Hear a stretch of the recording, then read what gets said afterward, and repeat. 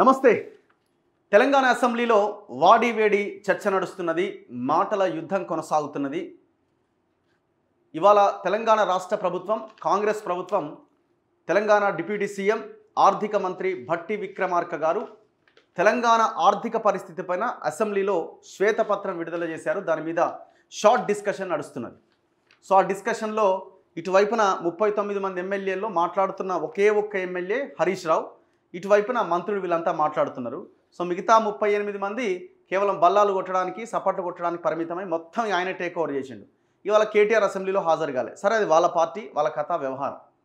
So మరి ఈ శ్వేతపత్రంలో ఏమున్నది? ఇప్పుడు మనం అసెంబ్లీలో టీవీ పెట్టుకొని చూస్తే ఏమైనా అర్థమయ్యే అవకాశం ఉందా అంటే తిట్టు తప్ప ఏం అర్థమయ్యే అవకాశం లేదు. ఒకరినొకరు నువ్వు అది చేసినావంటే నువ్వు అది చేసినావని, నువ్వు గతంలో ఏం చేయలేదని వీళ్ళు, మొన్నటిదాకా ఏం చేసినావని వీళ్ళు, ఇట్లా మాటల యుద్ధం తప్ప మనకి వాస్తవాలు ఏంటన్నది అర్థం కావట్లేదు. ఒకసారి ఆ శ్వేతపత్రంలో ఉన్న అంశాలేంటి, కాంగ్రెస్ ప్రభుత్వం విడుదల చేసిన ఆ వైట్ పేపర్లో ఉన్న అంశాలేంటి, వాళ్ళు చాలా క్లియర్గా టేబుల్స్ కూడా రిలీజ్ చేశారు. తీసుకున్న అప్పులు ఎంత, జీతాలకు ఎంత ఖర్చు పెడుతున్నారు, లోటు ఎంత ఉన్నది, వస్తున్న ఆదాయం ఎంత, ఖర్చు పెడుతున్నది ఎంత, ఏ సంవత్సరంలో ఎంతెంత బడ్జెట్ పెట్టారు, టోటల్గా ఈ రాష్ట్రంలో ఉన్న అప్పులు ఎన్ని, ద్రవ్య లోటు ఎంత, ఫిజికల్ డిఫిసిట్ ఎంత కనబడతా ఉన్నది, ఇట్లా మొత్తం ఓవరాల్గా మిగతా స్టేట్స్తో కంపేర్ చేశారు. దాంతోపాటు ఎడ్యుకేషన్ అండ్ హెల్త్లో లాస్ట్ 10 ఇయర్స్గా ఎంత ఖర్చు పెట్టారు, టోటల్ కంట్రీలో అన్ని రాష్ట్రాలతో కంపేర్ చేస్తే మనం ఏ పొజిషన్లో ఉన్నాం, ఇవన్నీ కూడా ఇందులో మనకు కనబడతా ఉన్నాయి. తెలంగాణ రాష్ట్ర ఆర్థిక శ్వేతపత్రం. సో నా ముందు తెలంగాణ విఠల్ ఉన్నారు. తెలంగాణ ఉద్యమకారులు, ఆయన తెలంగాణ కోసం కష్టపడ్డారు. కేసీఆర్ని దించడంలో కీలక పాత్ర పోషించి ఇప్పుడు ఇంకొక ప్రభుత్వం వచ్చింది. సో ఈ వైట్ పేపర్ మీద విఠల్ గారి విశ్లేషణ తెలుసుకుందాం. నమస్తే విఠల్ గారు. నమస్కారం అండి. సో మీరు ఇవాళ జరిగిన అసెంబ్లీని ఓవరాల్గా ఎట్లా చూస్తున్నారు? ఈ వైట్ పేపర్ని ఎట్లా చూస్తున్నారు? ముందుగా రేవంత్ రెడ్డి గారి ప్రభుత్వానికి, కాంగ్రెస్ ప్రభుత్వానికి ధన్యవాదాలు. ఎందుకంటే గణం 10 సంవత్సరాల నుంచి అడుగుతున్నాం వాస్తవ లెక్కలు ఇవ్వమని చెప్పి. ఫస్ట్ టైం రేవంత్ రెడ్డి గారు రాగానే 10 రోజుల్లోనే ఆర్థిక శ్వేతపత్రం ప్రకటించడం అనేది ప్రజాస్వామ్య స్ఫూర్తికి చాలా మంచి పరిణామం. ఎందుకంటే శ్వేతపత్రం అనే కాన్సెప్టే మనకి డెమోక్రసీకి పునాదిగా వెస్టర్న్ కంట్రీస్లో, ఇంగ్లాండ్లో స్టార్ట్ అయింది. శ్వేతపత్రం ఎప్పుడు రిలీజ్ చేస్తారంటే ప్రజలకి ప్రభుత్వం చెప్పాల్సిన బాధ్యత ఏ విషయంలోనైనా వైట్ పేపర్ రిలీజ్ చేయమంటారు.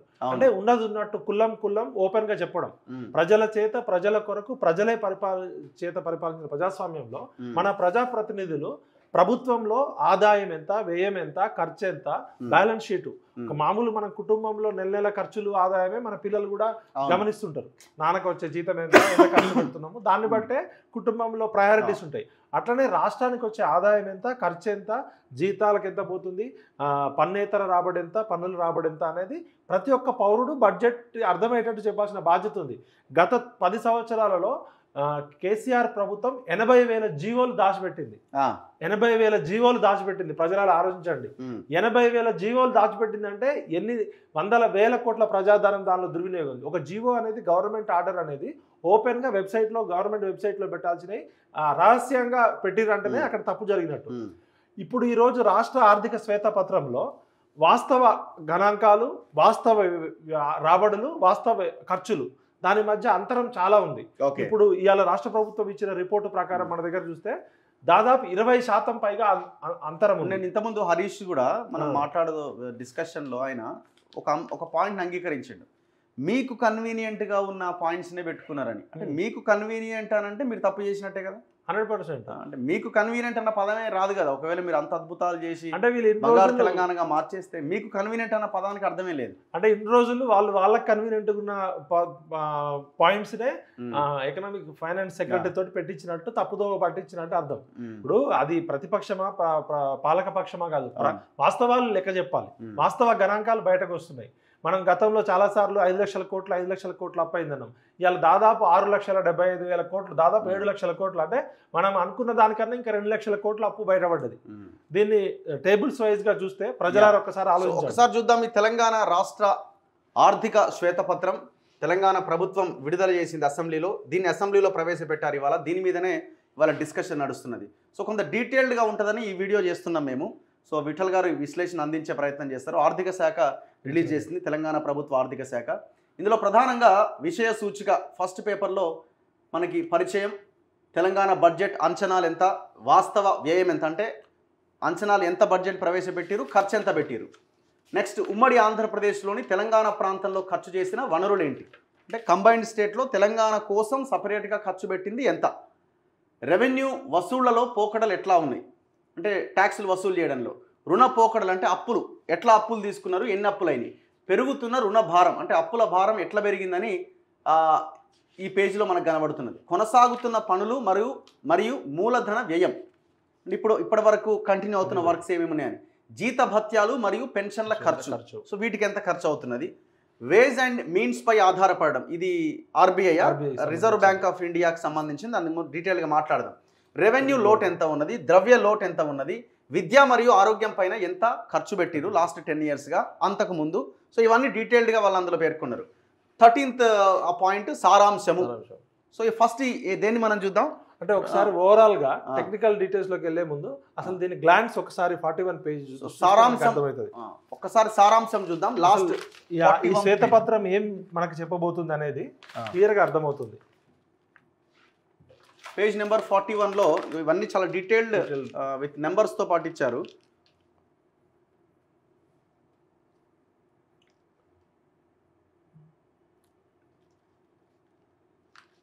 సారాంశం ఇప్పుడు దీన్ని అర్థం చేసుకుంటే ఈ 10 సంవత్సరాలు మేడి పండు చూడు మేలిమై ఉండు, పొట్ట విప్పు చూడు పురుగులుండాను, మనమేం ఫైనాన్షియల్ ఎక్స్పర్ట్స్ కాదు, సాధారణ జనాలకి సాధారణ పరిభాషలో అర్థమయ్యేటట్టు డిస్కస్ చేద్దాం. ఆర్థిక నిర్వహణకు రాష్ట్ర ప్రభుత్వం చేతిలో ఉన్న ప్రధాన సాధనం రాష్ట్ర బడ్జెట్.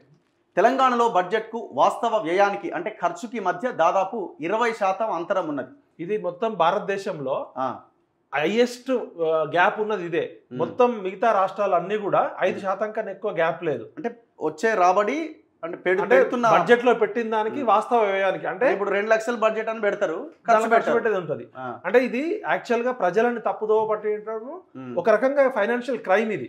ఎందుకంటే బడ్జెట్ కి వాస్తవానికి వ్యయానికి మధ్య +2 to 5% ఉండడం ఎక్కువ. అట్లాంటిది 20% అంతరం ఉందంటే దేశంలో ఏ రాష్ట్రంకి లేదు. ఈ డొల్లతనాన్ని బయట పెడుతుంది ఇది.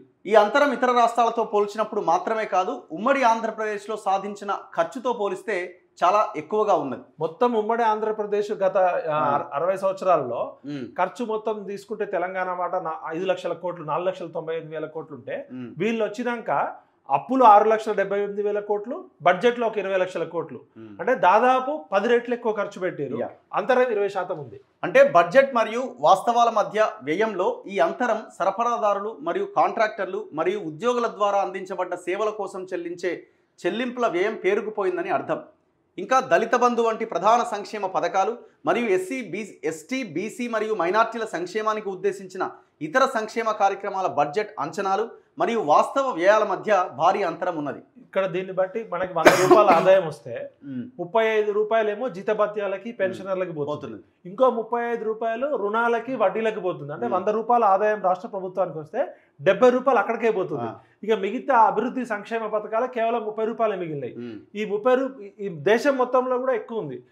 ఇంకోటి ఈ కాంట్రాక్టర్లకు చెల్లించాల్సిన పెండింగ్లు ప్లస్ ఉద్యోగుల కోసం పెన్షన్లు వీటన్నిటిలో దాదాపు 40,950 కోట్లు చెల్లించాలి. 4 లక్షలకు పైగా బిల్లులు పెండింగ్ ఉన్నాయి. 4,50,000 అవన్నీ డీటెయిల్డ్గా ఉన్నాయి, చూద్దాం. ఉమ్మడి ఆంధ్రప్రదేశ్లో 57 సంవత్సరాల కాలంలో తెలంగాణ ప్రాంత అభివృద్ధికి 4,98,000 కోట్లు ఖర్చు పెట్టారు. ఎప్పుడు ఉమ్మడి ఆంధ్రప్రదేశ్ 57 సంవత్సరాల్లో. ఈ డబ్బుతో రోడ్లు, నీటిపారుదల ప్రాజెక్టులు, విద్యా సంస్థలు, ఆసుపత్రులు, పవర్ ప్రాజెక్టుల వంటి ప్రతిష్టాత్మకమైన ఆస్తులు సృష్టించబడ్డాయి కేవలం 4,98,000 కోట్లతో. అంతేకాకుండా కేంద్ర ప్రభుత్వ రంగ సంస్థలకు, రక్షణ సంస్థలకు భూములు మరియు ప్రోత్సాహకాలు ఇవ్వడం ద్వారా హైదరాబాద్ భారతదేశంలో ఫార్మా, డిఫెన్స్ మరియు ఐటీ మేజర్గా ఉండడానికి మార్గం సుగమం చేసింది. దీనికి విరుద్ధంగా రాష్ట్రం ఏర్పడ్డ తర్వాత గత 10 సంవత్సరాల్లో రాష్ట్రం మరియు ఎస్పీవీలు అంటే స్పెషల్ పర్పస్ వెహికల్ ద్వారా మొత్తం అప్పు 2014-15లో 72,658 కోట్ల నుంచి 6,71,757 కోట్లకు పెరిగింది. ప్రజలారా గమనించండి, ఇది 72,000 కోట్లు ఉమ్మడి ఆంధ్రప్రదేశ్లో తెలంగాణ వాటా 72,000 కోట్లు ఉంటే మన కేవలం తెలంగాణలో 6,71,000 కోట్ల 757 ఈ రోజుకున్న అప్పు, అంటే దాదాపు 10 రెట్లు, 10 times పెరిగింది. అంటే ప్రతి తల మీద మనం గతంలో 5 లక్షల కోట్ల అప్పు అనుకుంటే 1,50,000 అనుకున్నాం. దీన్ని బట్టి దాదాపు 2,25,000 ప్రతి తల మీద 4 కోట్ల మంది ప్రజలు ఉన్నారు కదా, ప్రతి తల మీద 2 లక్షల పైన అప్పు ఉంది. ఇప్పుడు వీళ్ళు చేసిన బంగారు తెలంగాణ మొత్తం అప్పుల తెలంగాణ. రుణంలో ఈ భారీ పెరుగుదల అంటే దాదాపు 10 రెట్లు రుణాన్ని తీర్చగల సామర్థ్యం పరంగా రాష్ట్ర ఆర్థిక వ్యవస్థ పైన అపారమైన ఆర్థిక ఒత్తిడిని సృష్టించింది. అంతేకాకుండా గత 10 సంవత్సరాల్లో ఖర్చు చేసిన డబ్బుకు అనుగుణంగా ఎటువంటి స్పష్టమైన ఆస్తులు కూడా సృష్టించబడలే. ఇది చాలా కీలకమైన మనకు కనబడేది ఎస్పీ ఆఫీసులు, కలెక్టర్ ఆఫీసులు, సెక్రటేరియట్ తప్ప, పార్టీ ఆఫీసులు తప్ప వేరే ఒక ఇన్ఫ్రాస్ట్రక్చర్ బిల్డ్ అయిన పరిస్థితి ఎక్కడ లేదు. ఇక్కడ ఆంధ్రప్రదేశ్లో 57 సంవత్సరాలలో 4,90,000 కోట్ల అప్పుతోటి చాలా సంస్థలు వచ్చినాయి. ఇక్కడ మాత్రం కేవలం mission Kaleshwaram, mission Bhagiratha, Yadadri temple, secretariat ఈ మొత్తం కలిపి కూడా 2 లక్షల కోట్లు దాటవు. 2 లక్షల కోట్లు, 1,00,000 కోట్లు కాళేశ్వరమే. మరి ఈ 6,71,000 కోట్ల అప్పులు ఎక్కడికి పోయినాయి? వీళ్ళ బడ్జెట్ లో 20 లక్షల కోట్లు ఈ 10 సంవత్సరాలు ఎక్కడికి పోయింది అనేది చేయాలి. రాష్ట్ర బడ్జెట్ మరియు బడ్జెటేతర రుణం గణనీయంగా పెరగడం వల్ల రుణ చెల్లింపుల భారం రాష్ట్ర రెవెన్యూ రాబడిలో 34% పెరిగింది. రెవెన్యూ రాబడిలో మరో 35% వాటా ఉద్యోగుల జీతాలు మరియు పెన్షన్ల కోసం వినియోగించబడుతున్నది. ఖచ్చితంగా చేయాల్సిన ఈ వ్యయం వల్ల సమాజంలోని పేద వర్గాలకు సంక్షేమ కార్యక్రమాలు మరియు ఆర్థిక వ్యవస్థ అభివృద్ధికి వృద్ధి పెరుగుదల కొరకు చాలా తక్కువ ఆర్థిక వెసులుబాటు అందుబాటులో. కీలకమైనది ఏంటంటే 100 రూపాయలు వస్తే 34% రెవెన్యూ రాబడిలో రుణ చెల్లింపులకు పోతుంది, అప్పులకు 34%, జీతాలకు పెన్షన్లకు 34%. ఈ మిగతా 30%లో సంక్షేమ పథకాలు, అవును, అభివృద్ధి పథకాలు, ఇవన్నీ విద్యా వైద్యం పూర్తిగా కుంటుపడ్డది. పేరుకి దళిత బంధని, గిరిజన బంధని, బీసీ బంధని, ఎస్సీ ఎస్టీ అని చెప్పారు కానీ వాటికి ఎక్కడికి డబ్బులు లేవు. అందుకనే యాక్చువల్స్ కి బడ్జెట్ కేటాయింపులకు మధ్య అంతరం 20% పైగా పెరిగింది. పెరిగిన ఆర్థిక ఒత్తిడి కారణంగా రాష్ట్రం ప్రతిరోజు ఆర్బీఐ కల్పించి వచ్చే వేజ్ అండ్ మీన్స్ పైన ఆధారపడాల్సి ఉంటుంది. అసలు ఈ వేజ్ అండ్ మీన్స్ ఏంటనేది మనం డీటెయిల్గా డిస్కస్ చేద్దాం. అంటే ఇది ఏ రోజుకు ఆ రోజు మనకి అప్పులు ముట్టనప్పుడు, సరిపోనప్పుడు డబ్బులు ఏ రోజుకు ఆ రోజు మనం ఆర్బీఐ ద్వారా తెచ్చుకోవచ్చు అనమాట. ఆర్బీఐ ఆ అవకాశాన్ని కల్పిస్తుంది. 2014లో రాష్ట్రం మొత్తం 100 రోజులకు సానుకూల బ్యాలెన్స్లను కలిగి ఉన్న పరిస్థితి నుంచి 10% కంటే తక్కువ రోజుల్లో రాష్ట్రం సానుకూల బ్యాలెన్స్లను కలిగి ఉన్న పరిస్థితికి రావడం అపారమైన ఆర్థిక ఒత్తిడిని చూపుతుంది. అంటే ఏందన్నట్టు ఇప్పుడు మన అయ్యవారి సంపాదన అమ్మవారి పసుపు కుంకుమకు సరిపోయింది అన్నట్టు ఈ బంగారు తెలంగాణ ముసుగులో ధనిక రాష్ట్రం అని చెప్పి కనీసం రాష్ట్ర ప్రభుత్వం దగ్గర ఇంతకు ముందు 2014లో 100 రోజులకు సరిపడా నిల్వలు ఉండేవి. అంటే 3 నెలలు ప్రభుత్వాన్ని నడపడానికి కావాల్సిన సింపుల్ ఎగ్జాంపుల్ ఏంటంటే ఒక 20,000 జీతం వచ్చే ఒక ఉద్యోగి 10 రోజుల వరకు ఆయన ఓకే నేను సేఫ్ గా ఉండగలుగుతాను. 2014లో 3 నెలలు అంటే ఒక ఉద్యోగిని మనం ఎగ్జాంపుల్ చేసుకున్నా కూడా 3 నెలలు రాకపోయినా కూడా తను ప్లాన్ ఉండగలుగుతాం. ఇప్పుడు 10 రోజులకి రాష్ట్ర ప్రభుత్వ పరిస్థితి 10 రోజులకు కూడా నిలవలు లేవు. అందుకనే జీతాలు కూడా ఇవ్వలేని పరిస్థితి. 1వ తారీఖు ఇవ్వాల్సిన జీతాలు 15వ తారీఖు 20వ తారీఖు ఇస్తున్నారంటే దీన్ని బట్టే ధనిక రాష్ట్రమా వీళ్ళు చేసిన డొల్లతనం అంతా ఇక్కడ బయటపడుతుంది. పర్యవసానంగా రాష్ట్రం విద్య మరియు ఆరోగ్యం వంటి కీలక రంగాలపైన తగినంత డబ్బును ఖర్చు పెట్టలేకపోయింది. ఈ రంగాల బడ్జెట్ మొత్తం వ్యయం యొక్క నిష్పత్తి ప్రకారం దేశంలోనే అత్యల్పంగా ఉన్నది. మొత్తం ఒరిస్సా, బీహార్, నార్త్ ఈస్ట్ రాష్ట్రాల కన్నా కూడా కింద నుంచి 2వ ప్లేస్ లో ఉంది. దేశ సగటు 14.6% విద్యలో ఉంటే వీళ్ళది 6.2% ఉంది. హెల్త్ లో దేశ సగటు 8.4% ఉంటే వీళ్ళది 2% కూడా లేదు. పై వాస్తవాలను జాగ్రత్తగా విశ్లేషిస్తే 2014లో మిగులు రాష్ట్రంగా ఉండి దేశంలోని అత్యంత వేగంగా అభివృద్ధి చెందుతున్న ఆర్థిక వ్యవస్థల్లో ఒకటిగా ఉన్న తెలంగాణ రాష్ట్రం ఇప్పుడు అప్పుల ఊబిలో కూరుకుపోయిందని తెలుస్తున్నది. బడ్జెటేతర రుణాలు పేరుకుపోవడం ఈ పరిస్థితికి కారణం. రాష్ట్ర వనరులు పెంచడానికి మరియు నిరుపేదలను ఉద్ధరించడానికి, ప్రత్యక్ష వ్యయాలు పెంచడానికి, అనవసరమైన ఖర్చులు తగ్గించడానికి ప్రతి ప్రయత్నం చేయబడుతుంది. తెలంగాణ ప్రజలు మార్పు కోసం ఇచ్చిన ఆదేశాన్ని, పార్టీ వాగ్దానం చేసిన 6 హామీలను నెరవేర్చడానికి మరియు ఆర్థిక సవాళ్లు బాధ్యతాయుతంగా, వివేకంతో, పారదర్శకంగా అధిగమించేందుకు ప్రభుత్వం కృతనిశ్చయంతో ఉంది. రాష్ట్ర ఆర్థిక వ్యవస్థ పైన శ్వేతపత్రం ఈ దిశలో మొదటి అడుగు. ఒక పాయింట్ పెట్టాల్సి ఉంది. మరి పైసలన్నీ ఎక్కడ పోయినాయి, తిన్నోని అక్కిస్తామని కూడా అది కూడా పెట్టాలి. మరి ఎట్లా సాధ్యమైతే బ్యాంకు మేనేజర్ తన హయాంలో ఒక 10 కోట్లు లోన్ ఇస్తే అది రికవరీ కాకపోతే ఆయన ఇంక్రిమెంట్ కట్ చేస్తారు. ఒకవేళ ఆ పని చేయకపోతే, ఒక రైతు 1,00,000 రూపాయలు లోన్ తీసుకుంటే ఆ కట్టకపోతే రైతు ఆస్తులు జప్తు చేస్తారు. నేను అనేది ఇప్పుడు వాళ్ళు ఆ పని చేయకపోతే బాధ్యత సగం పంచుకున్నట్టు అవుతుంది. 100% ఇది ఖచ్చితంగా బాధ్యతాయుతంగా ఎవరెవరు మొత్తం లెక్కలు బయటకు తీసాలి. దానికి బాధ్యులు ఇన్ని లక్షల కోట్లు ఎట్లా దుర్వినియోగం అయింది, దేనికి ఎంత ఖర్చు పెట్టిన అనేది కూడా వివరంగా చెప్పాలి. ఇప్పుడు మనం పేజ్ నెంబర్ 4లోకి వెళ్తే తెలంగాణ రాష్ట్ర బడ్జెట్ అంచనాలు మరియు వాస్తవ వ్యయం తెలుస్తుంది. పేజ్ నెంబర్ 4లో ఇదంతా పరిచయం. పేజ్ నెంబర్ 4కి వెళ్ళండి. 4లో టేబుల్ 1లో బడ్జెట్ అంచనాలు మరియు వాస్తవ వ్యయం ఎట్లా ఉందని చూస్తే, సో ఫస్ట్ అంశము తెలంగాణ రాష్ట్ర బడ్జెట్ అంచనాలు వాస్తవ వ్యయం. వ్యయం అంటే మనం పెట్టే ఖర్చు. రాష్ట్ర ప్రభుత్వం యొక్క బడ్జెట్ అంచనాల ఆధారంగా ప్రణాళికాబద్ధమైన ఖర్చులు గత ఆర్థిక సంవత్సరంలో చేయబడతాయి. ప్రభుత్వం వాస్తవానికి ఒక ఆర్థిక సంవత్సరంలో అంటే ప్రస్తుత సంవత్సరం ఏప్రిల్ 1వ తేదీ నుంచి వచ్చే సంవత్సరపు మార్చి 31 వరకు ఆ లక్ష్యాలు సాధించడం కోసం ఖర్చు చేసిన మొత్తాన్ని సూచిస్తుంది. దీన్నే మనం బడ్జెట్ అంటాం. బడ్జెట్ అంచనాలకు వాస్తవ వ్యయం నిష్పత్తి, బడ్జెట్ విశ్వసనీయత యొక్క కొలమానం అని కూడా పిలుస్తారు. ఇది ప్రణాళిక ప్రక్రియ యొక్క నాణ్యతను మరియు బడ్జెట్ క్రమశిక్షణకు కట్టుబడి ఉండడాన్ని సూచిస్తుంది. తెలంగాణ రాష్ట్ర బడ్జెట్ అంచనాలు మరియు వాస్తవ వ్యయాల శాతంగా బడ్జెట్ విశ్వసనీయత యొక్క కొలతను పట్టిక 1లో చూడవచ్చు. బడ్జెట్ అంచనాలు వాస్తవ వ్యయం మీరు ఎక్స్ప్లెయిన్ చేయండి. ఇక్కడ చూడండి, 2014-15 ఆర్థిక సంవత్సరంలో తెలంగాణ రాష్ట్రం ఏర్పడినప్పటి నుంచి రాష్ట్ర బడ్జెట్ అంచనాలు చూపించాయి. ఆర్థిక సంవత్సరంలో 1,638 కోట్లతో ప్రారంభమైన ఇది ఫస్ట్ అసెంబ్లీలో ఆర్థిక మంత్రి పెట్టిన బడ్జెట్ ఎంత అంటే 1,638 కోట్లు. అది పెరుగుకుంటూ వచ్చి 2022-23కి వచ్చేసరికి 2,56,859 కోట్లకు పెరిగింది. ఇవి బడ్జెట్ ఎస్టిమేట్స్. అదే విధంగా ఎక్స్పెండిచర్, యాక్చువల్ ఎక్స్పెండిచర్ ఇది ఎక్స్పెండిచర్ చూద్దాము.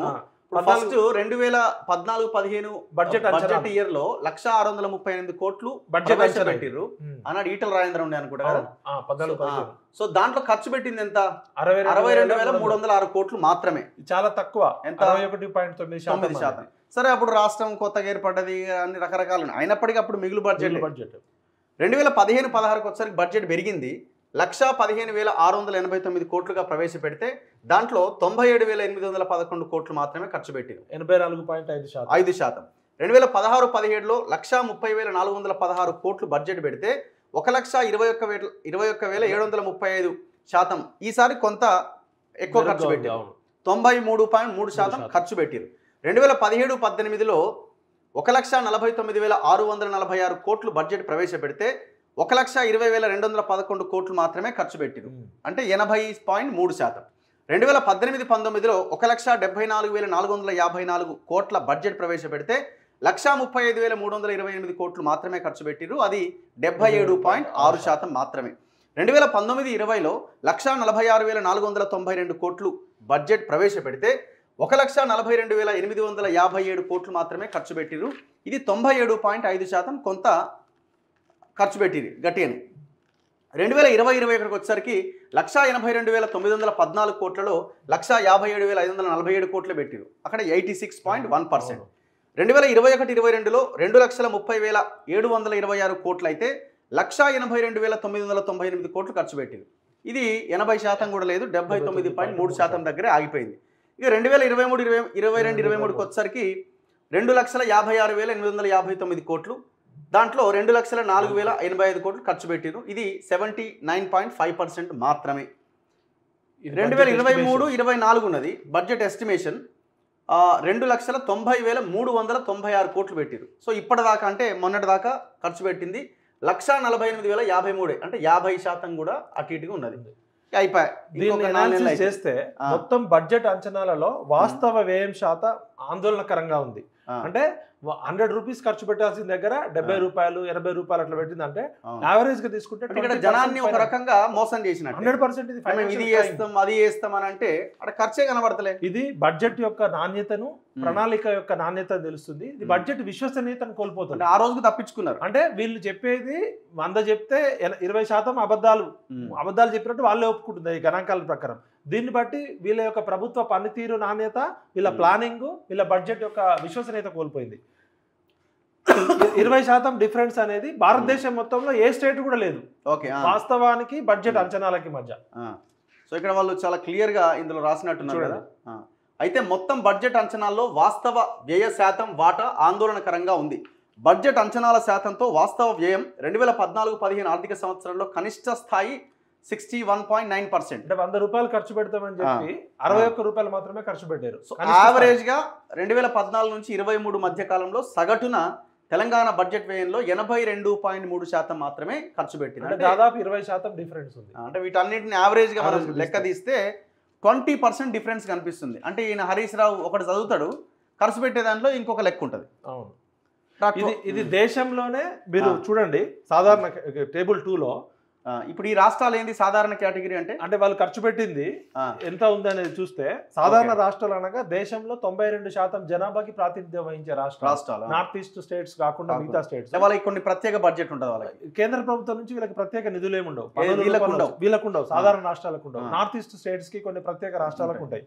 వీటన్నిట్లలో తెలంగాణ తీసుకుంటే ఎక్కడుందో చూడండి, కింద 12 దాంట్లో లేనే లేదు, 17వ స్థానాలు ఉంది. అంటే మొత్తం 18 రాష్ట్రాలు ఉంటే సాధారణ రాష్ట్రాల్లో కింద నుంచి 2వ ప్లేస్ ఆక్రమించింది. అంటే మనం చెప్పేది ఒకటి చేసేది ఒకటి. 2,30,000 కోట్ల బడ్జెట్ ఎస్టిమేట్స్ ఉంటే ఎక్స్పెండిచర్ 1,82,000 కోట్లు, అంటే 79.3%. మిగతా అన్ని రాష్ట్రాలు చూడండి, ఏ రాష్ట్రాలు మనకన్నా బెటర్గా ఉన్నాయో. చిన్న రాష్ట్రాలు, రాజస్థాన్ అంటే వీళ్ళు 2021-22 బడ్జెట్ తీసుకున్నారు. రాజస్థాన్ మనకన్నా ముందంజలో ఉంది. కర్ణాటక కాదు, మీరు చూడండి ఎక్కువ ఖర్చు పెట్టిరు వాళ్ళు. 100 రూపాయలు పెట్టాల్సిన చోట 116 రూపాయలు. బడ్జెట్ లో చెప్పింది 2,50,000 కోట్లు అయితే 2,91,000 కోట్లు పెట్టింది. ఇట్లా కర్ణాటక అదే విధంగా ఉంది, మధ్యప్రదేశ్ అదే విధంగా ఉంది, కేరళ 100% ఖర్చు పెట్టింది, మహారాష్ట్ర 99%, గుజరాత్ 95, ధనిక రాష్ట్రం నెంబర్ 1 అని చెప్తారు కదా. ఈ ఇండెక్స్ ప్రభుత్వం ఇచ్చింది, మీరు చెప్పేది కాదు, నేను చెప్పేది కాదు. మరి ఇన్ని రోజులు నెంబర్ 1 తెలంగాణ మోడల్ అన్నారు కదా. తెలంగాణ మోడల్ ఎక్కడ? ఒకవేళ ఇప్పుడు ఇది తప్పైతే వీళ్ళు వెళ్ళి కేసు పెట్టొచ్చు. ఇది అసెంబ్లీలో ప్రవేశపెట్టింది ప్రభుత్వం, అధికారులు ఇచ్చిన లెక్కలే. ఇప్పుడు గుజరాత్, మహారాష్ట్ర 99.3%, తమిళనాడు 95.6%, వెస్ట్ బెంగాల్ 93.3%, ఒడిశా 90.5%, గోవా మనకన్నా చాలా చిన్న రాష్ట్రం, అది ఎంత ఉందండి 90.5%, 90.2, ఛత్తీస్గఢ్ పూర్తిగా అడవి రాష్ట్రము, మనలాగా ఇంకా రిసోర్సెస్ కూడా లేవు. అక్కడ చూడండి 90%. బీహార్ వెనుకబడ్డ రాష్ట్రం 88.5%. బీహార్ తర్వాత హర్యానా 86.86, జార్ఖండ్ చివరికి వాళ్ళు కూడా 85.3%. చివరికి మన ఆంధ్రప్రదేశ్, అసలు ఆంధ్రప్రదేశ్కి ఎటువంటి ఆదాయ వనరులు లేవు, హైదరాబాద్ లేదు, అప్పుల అది కూడా ఎంత 83.4%. ఉత్తరప్రదేశ్ 80, తెలంగాణ 79.3, తర్వాత పంజాబ్ 70. అంటే మనకన్నా కేవలం ఉన్న రాష్ట్రాలలో కేవలం పంజాబ్ తో పోటీ పడుతున్నాం, ఉడతా పంజాబ్ లాగా. ఇప్పుడు ఎందుకంటే పంజాబ్ కూడా లిక్కర్ లో, డ్రగ్స్ లో, గంజాయిలో నెంబర్ 1 రాష్ట్రము. దాన్ని బీట్ చేయడానికి నెంబర్ 2 అవుతుంది. కింద నుంచి నెంబర్ 2కి వచ్చినాం, లాస్ట్ లో ఉన్నాం. ఇది అద్భుతమే. ఇది చూడండి ఒకసారి. ఈ సాధారణ రాష్ట్రాలు అనగా దేశంలోని 92% జనాభాకు ప్రాతినిధ్యం వహిస్తున్న ఈ 18 రాష్ట్రాలు. ఈ రాష్ట్రాలు భారత ప్రభుత్వం నుంచి ఏ విధమైన ప్రత్యేకమైన నిధులు, అంటే మనం పన్నులు కడితే కేంద్ర ప్రభుత్వం ట్యాక్సులు, రాష్ట్రానికి రావాల్సిన ట్యాక్స్ల రూపంలో డబ్బులు వస్తాయి తప్ప స్పెషల్ ఫండ్స్ అంటూ ఉండవు. బేసిక్గా ఈశాన్య రాష్ట్రాలుగా ఉంటాయి.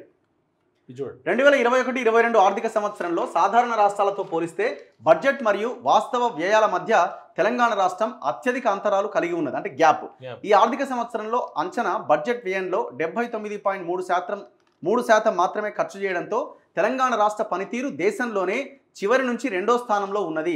తెలంగాణ కంటే పంజాబ్ మాత్రమే బడ్జెట్ అంచనాలకు వాస్తవ ఖర్చులో తక్కువ నిష్పత్తిని కలిగి ఉన్నది. గమనించండి, మనం సాధించిన తెలంగాణ మోడల్, ధనిక మోడల్ నెంబర్ 1 కేసీఆర్ గారు చేసిన ప్రగతి కింద నుంచి 2వ స్థానంలో ఉంది. పట్టిక 2ను పరిశీలించినచో ప్రతిపాదిత బడ్జెట్ వాస్తవికతకు దూరంగా ఉందని స్పష్టంగా తెలుస్తున్నది. రాబడులు మరియు వ్యయాలను అంచనా వేయబడ్డాయి. అవాస్తవిక రాబడులు మరియు వ్యయాల అంచనాల కారణంగా శాఖలు తమ నిర్దిష్ట లక్ష్యాలు చేరుకోలేకపోయాయి. నూతనంగా ఏర్పడ్డ తెలంగాణ రాష్ట్రానికి సంబంధించి అంచనాలు మరియు ఖర్చుల మధ్య అంతరం 20% ఉన్నది. ఇది ఇతర రాష్ట్రాల్లో కేవలం 5% మాత్రమే ఉన్నది. అంటే వాళ్ళు కొంత అటు ఇటుగా గ్యాప్ ఉంటుంది. బేసిక్గా కొన్ని ఎక్స్పెక్ట్ చేస్తే ఆర్బీఐ ఇచ్చే లిమిట్ 2 to 5% ఉంటుంది మాక్సిమం. కొన్ని పన్నులు వస్తాయని అనుకున్నాం, రాకపోవచ్చు. అప్పులు కొన్ని వస్తాయి అనుకున్నాం, కానీ మనది మాత్రం 20%. చూడండి, వాస్తవానికి కర్ణాటక, కేరళ, మధ్యప్రదేశ్ మరియు రాజస్థాన్ వంటి కొన్ని రాష్ట్రాల్లో బడ్జెట్ అంచనాల కంటే ఎక్కువ ఖర్చు పెట్టిన వాళ్ళు. అంటే ఒక 2 లక్షల బడ్జెట్ ప్రవేశపెడుతున్నామని అసెంబ్లీలో చెప్తే దానికి కొంత ఎక్స్ట్రాగా వాళ్ళు డబ్బులు ఖర్చు పెట్టారు. అందువల్ల ఇతర రాష్ట్రాలతో పోలిస్తే తెలంగాణలో లోపభూయిష్టమైన మరియు వాస్తవ విరుద్ధమైన అంచనాలతో బడ్జెట్ను రూపొందించడం జరిగింది. ఇది చాలా దారుణం. ఎందుకంటే ఆర్బీఐ గైడ్ లైన్స్ కానీ సెంట్రల్ గవర్నమెంట్ ఇచ్చిన గైడ్ లైన్స్ పక్కకు పెట్టి ఆర్థిక సూత్రాలకు విరుద్ధంగా ప్రజలని తప్పుదోవ పట్టించి ఫైనాన్షియల్ క్రైమ్ ఇది. యాక్చువల్గా చెప్పాలంటే ప్రజలందరినీ 10 సంవత్సరాల పాటు ఫూల్ చేసినట్టు. ఎప్పటికప్పుడు కాగ్ ఇచ్చిన రిపోర్టును కూడా పక్కదోవ పట్టించి ఆర్బీఐ ఇచ్చిన హెచ్చరికలు పక్కకు పెట్టి ఎఫ్ఆర్బిఎం పరిధికి మించి ఇష్టం వచ్చినట్టు అప్పులు చేశారు. 2004-2014 మధ్య 10 సంవత్సరాల కాలంలో ఉమ్మడి ఆంధ్రప్రదేశ్లో బడ్జెట్ అంచనాలకు వాస్తవ వ్యయానికి మధ్య సరాసరి వ్యత్యాసం కేవలం 13% మాత్రమే. ఏది ఉమ్మడి ఆంధ్రప్రదేశ్ కంబైన్డ్ స్టేట్. కానీ మన దగ్గర ఇప్పుడు 20% దాటి ధనిక రాష్ట్రంగా ఉండి కూడా. సో ఇది ఉమ్మడి ఆంధ్రప్రదేశ్ పట్టిక ఒక్కసారి మనం చూడొచ్చు. 2004-05 నుంచి 2013-14 రాష్ట్రం ఏర్పడే ముందు వరకు, రాష్ట్రం ఏర్పడే నాటికి ఉమ్మడి ఆంధ్రప్రదేశ్లో ఎంత ఖర్చు పెట్టారు ఇక్కడ మనం చూడొచ్చు. 2004-2005 51,000 కోట్లు, మనం యాక్చువల్స్ 45,000 కోట్లు. అంటే ఇవి ఆల్మోస్ట్ 89, 87, 88, 92, 13% మాత్రమే యావరేజ్. అండ్ యావరేజ్గా 13% ఉన్నది. అదేవిధంగా కేంద్ర ప్రభుత్వ స్థాయిలో కూడా బడ్జెట్ మరియు వాస్తవ వ్యయం మధ్య సగటు వ్యత్యాసం 3% కంటే తక్కువ ఉన్నది. అంటే కేంద్రంలో అధికారంలో ఉన్న పార్టీలు కూడా ఇంత దారుణంగా లేవు. 3% మాత్రం. కేవలం ఇగో మీరు చూడండి 2014-15లో అప్పుడు ఎవరు గవర్నమెంట్, ఇప్పుడున్న మోదీ ప్రభుత్వమే కదా. అవును, 17,94,000. వాళ్ళు చూడండి 17,94,892 కోట్ల బడ్జెట్ ఎస్టిమేషన్స్ వేస్తే 16,63,673 కోట్లు ఖర్చు పెట్టారు. అంటే 92% ఖర్చు పెట్టారు. 93 ఆల్మోస్ట్. ఇక 2015-16లో అయితే 100% దాటిపోయింది. అంటే ఎక్కువ ఖర్చు పెట్టారు బడ్జెట్ ప్రవేశపెట్టిన దానికంటే. 16-17లో ఆల్మోస్ట్ 100%. 2017-18లో 100% ఆల్మోస్ట్. 2018-19లో 94.8% పెట్టిన బడ్జెట్కి ఖర్చు పెట్టిన దానికి మధ్య చాలా గ్యాప్ పెద్దగా లేదు. 2019-20కి వచ్చేసరికి 27,86,349 కోట్ల బడ్జెట్ ప్రవేశపెడితే పార్లమెంట్లో 26,86,330 కోట్లు ఖర్చు పెట్టారు. అంటే 96.4% ఖర్చు పెట్టారు. 2020-21లో అసలు ఇది ఇంకా హ్యూజ్ దాటిపోయారు. దాదాపు ఒక 15-16% ఎక్కువ డబ్బులు ఖర్చు పెట్టారు. బడ్జెట్లో ప్రవేశపెట్టిన దానికంటే ఎక్కువ ఖర్చు పెట్టారు. 2021-22లో ఆల్మోస్ట్ 9% ఎక్కువగా ఖర్చు పెట్టారు. అంటే వీళ్ళ గ్యాప్ కేవలం ఒక 2-3% అంతే. ఎక్కడ ఒక గ్యాప్ కూడా లేదు చూడండి. కేంద్రం కూడా ఆర్బీఐ ఇచ్చిన గైడ్ లైన్స్ ప్రకారం 2-5% ఉండొచ్చు. 3% అంటే వాళ్ళ పెర్ఫార్మెన్స్ బాగుంది, పర్ఫెక్ట్ ఉన్నట్టే. మనది మాత్రం, మన తెలంగాణ మాత్రం 20%.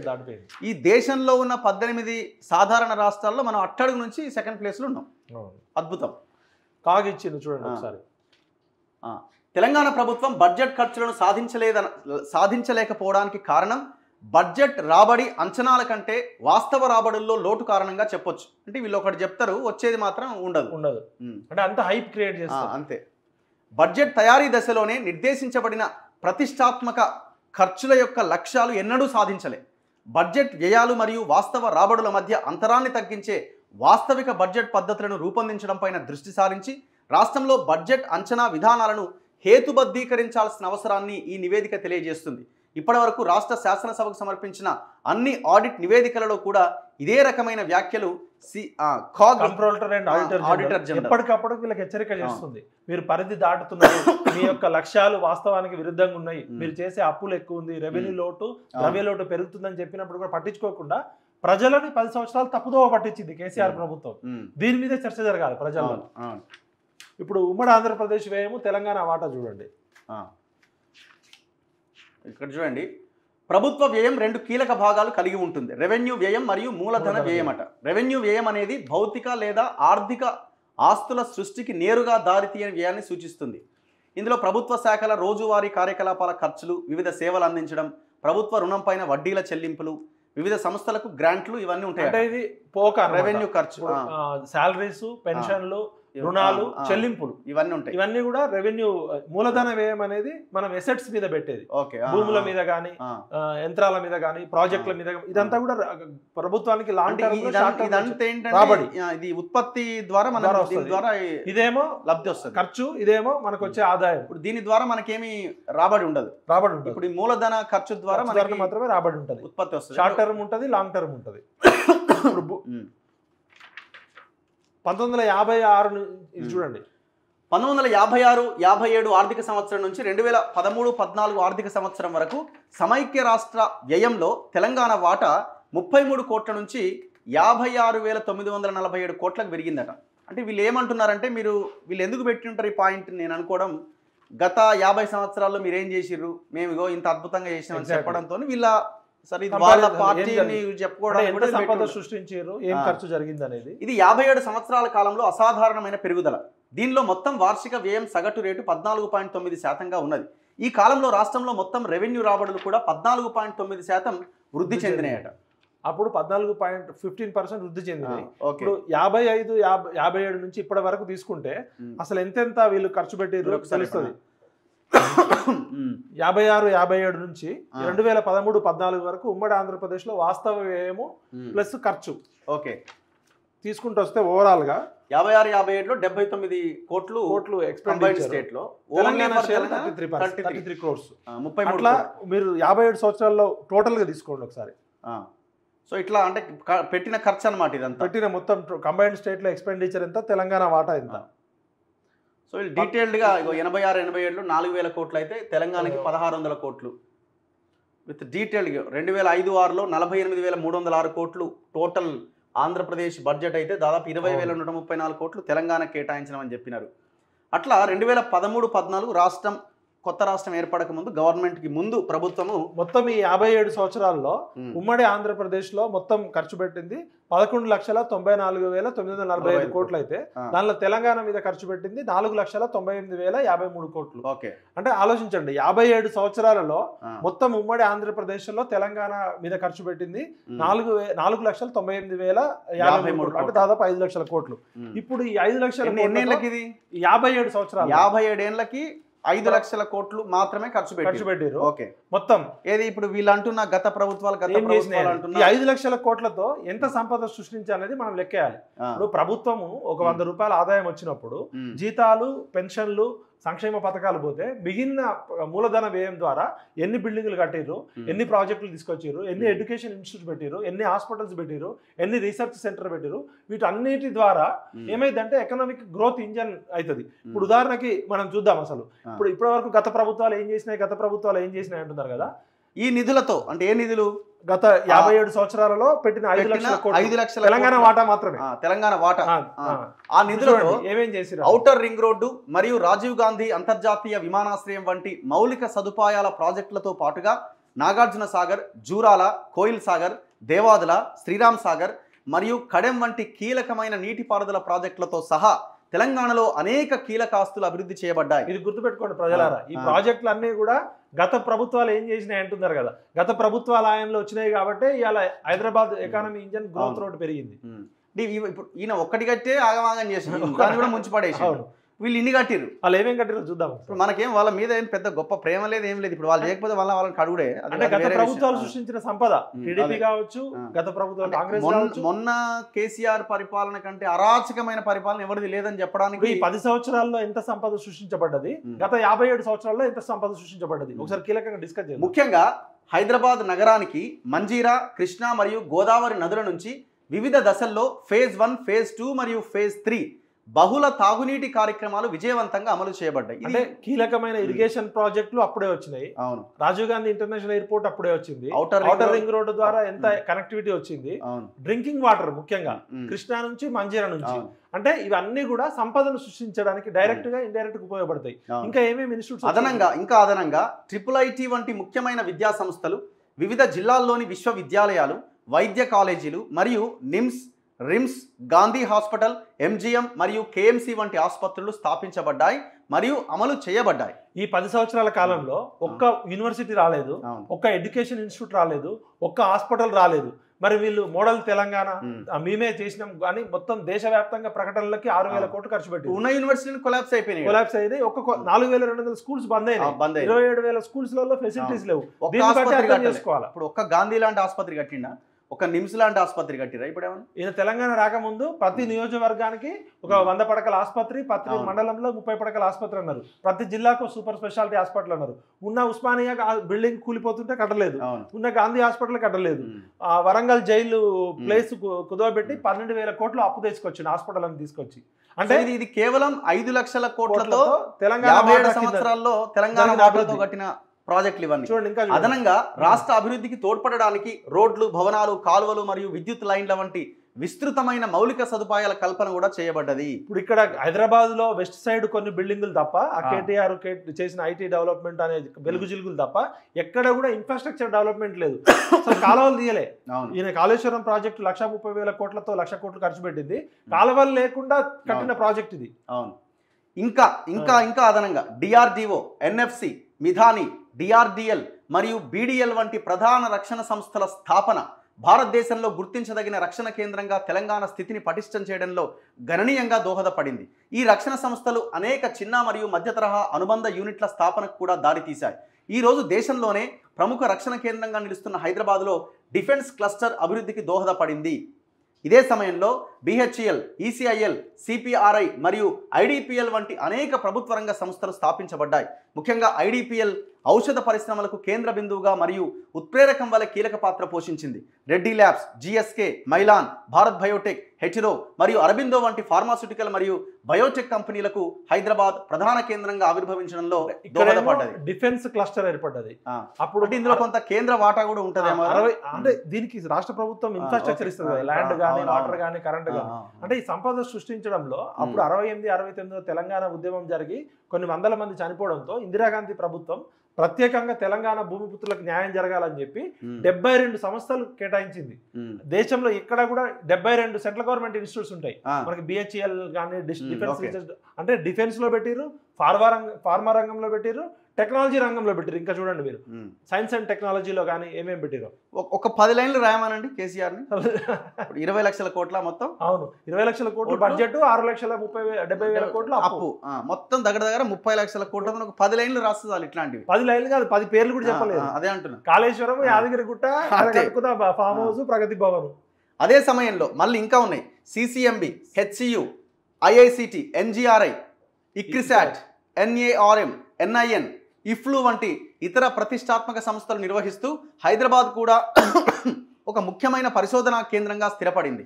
ఇంకా NPA, NISA, Hakimpet air force training school, ఇదేంది ఎన్ఐఎస్సి, నిసెట్ మరియు ఇతర అనేక భారత ప్రభుత్వ శిక్షణా సంస్థలు కూడా ఇక్కడ ఏర్పాటు చేయబడ్డాయి. మనం చెప్పుకోవాల్సింది ఏంటంటే ఈ రీసెర్చ్ సెంటర్స్ అన్ని కూడా దేశానికే కొలమానం. ఇప్పుడు centre for cellular and molecular biology cloning మీద ప్రపంచంలోనే ఒక one of the best research centre.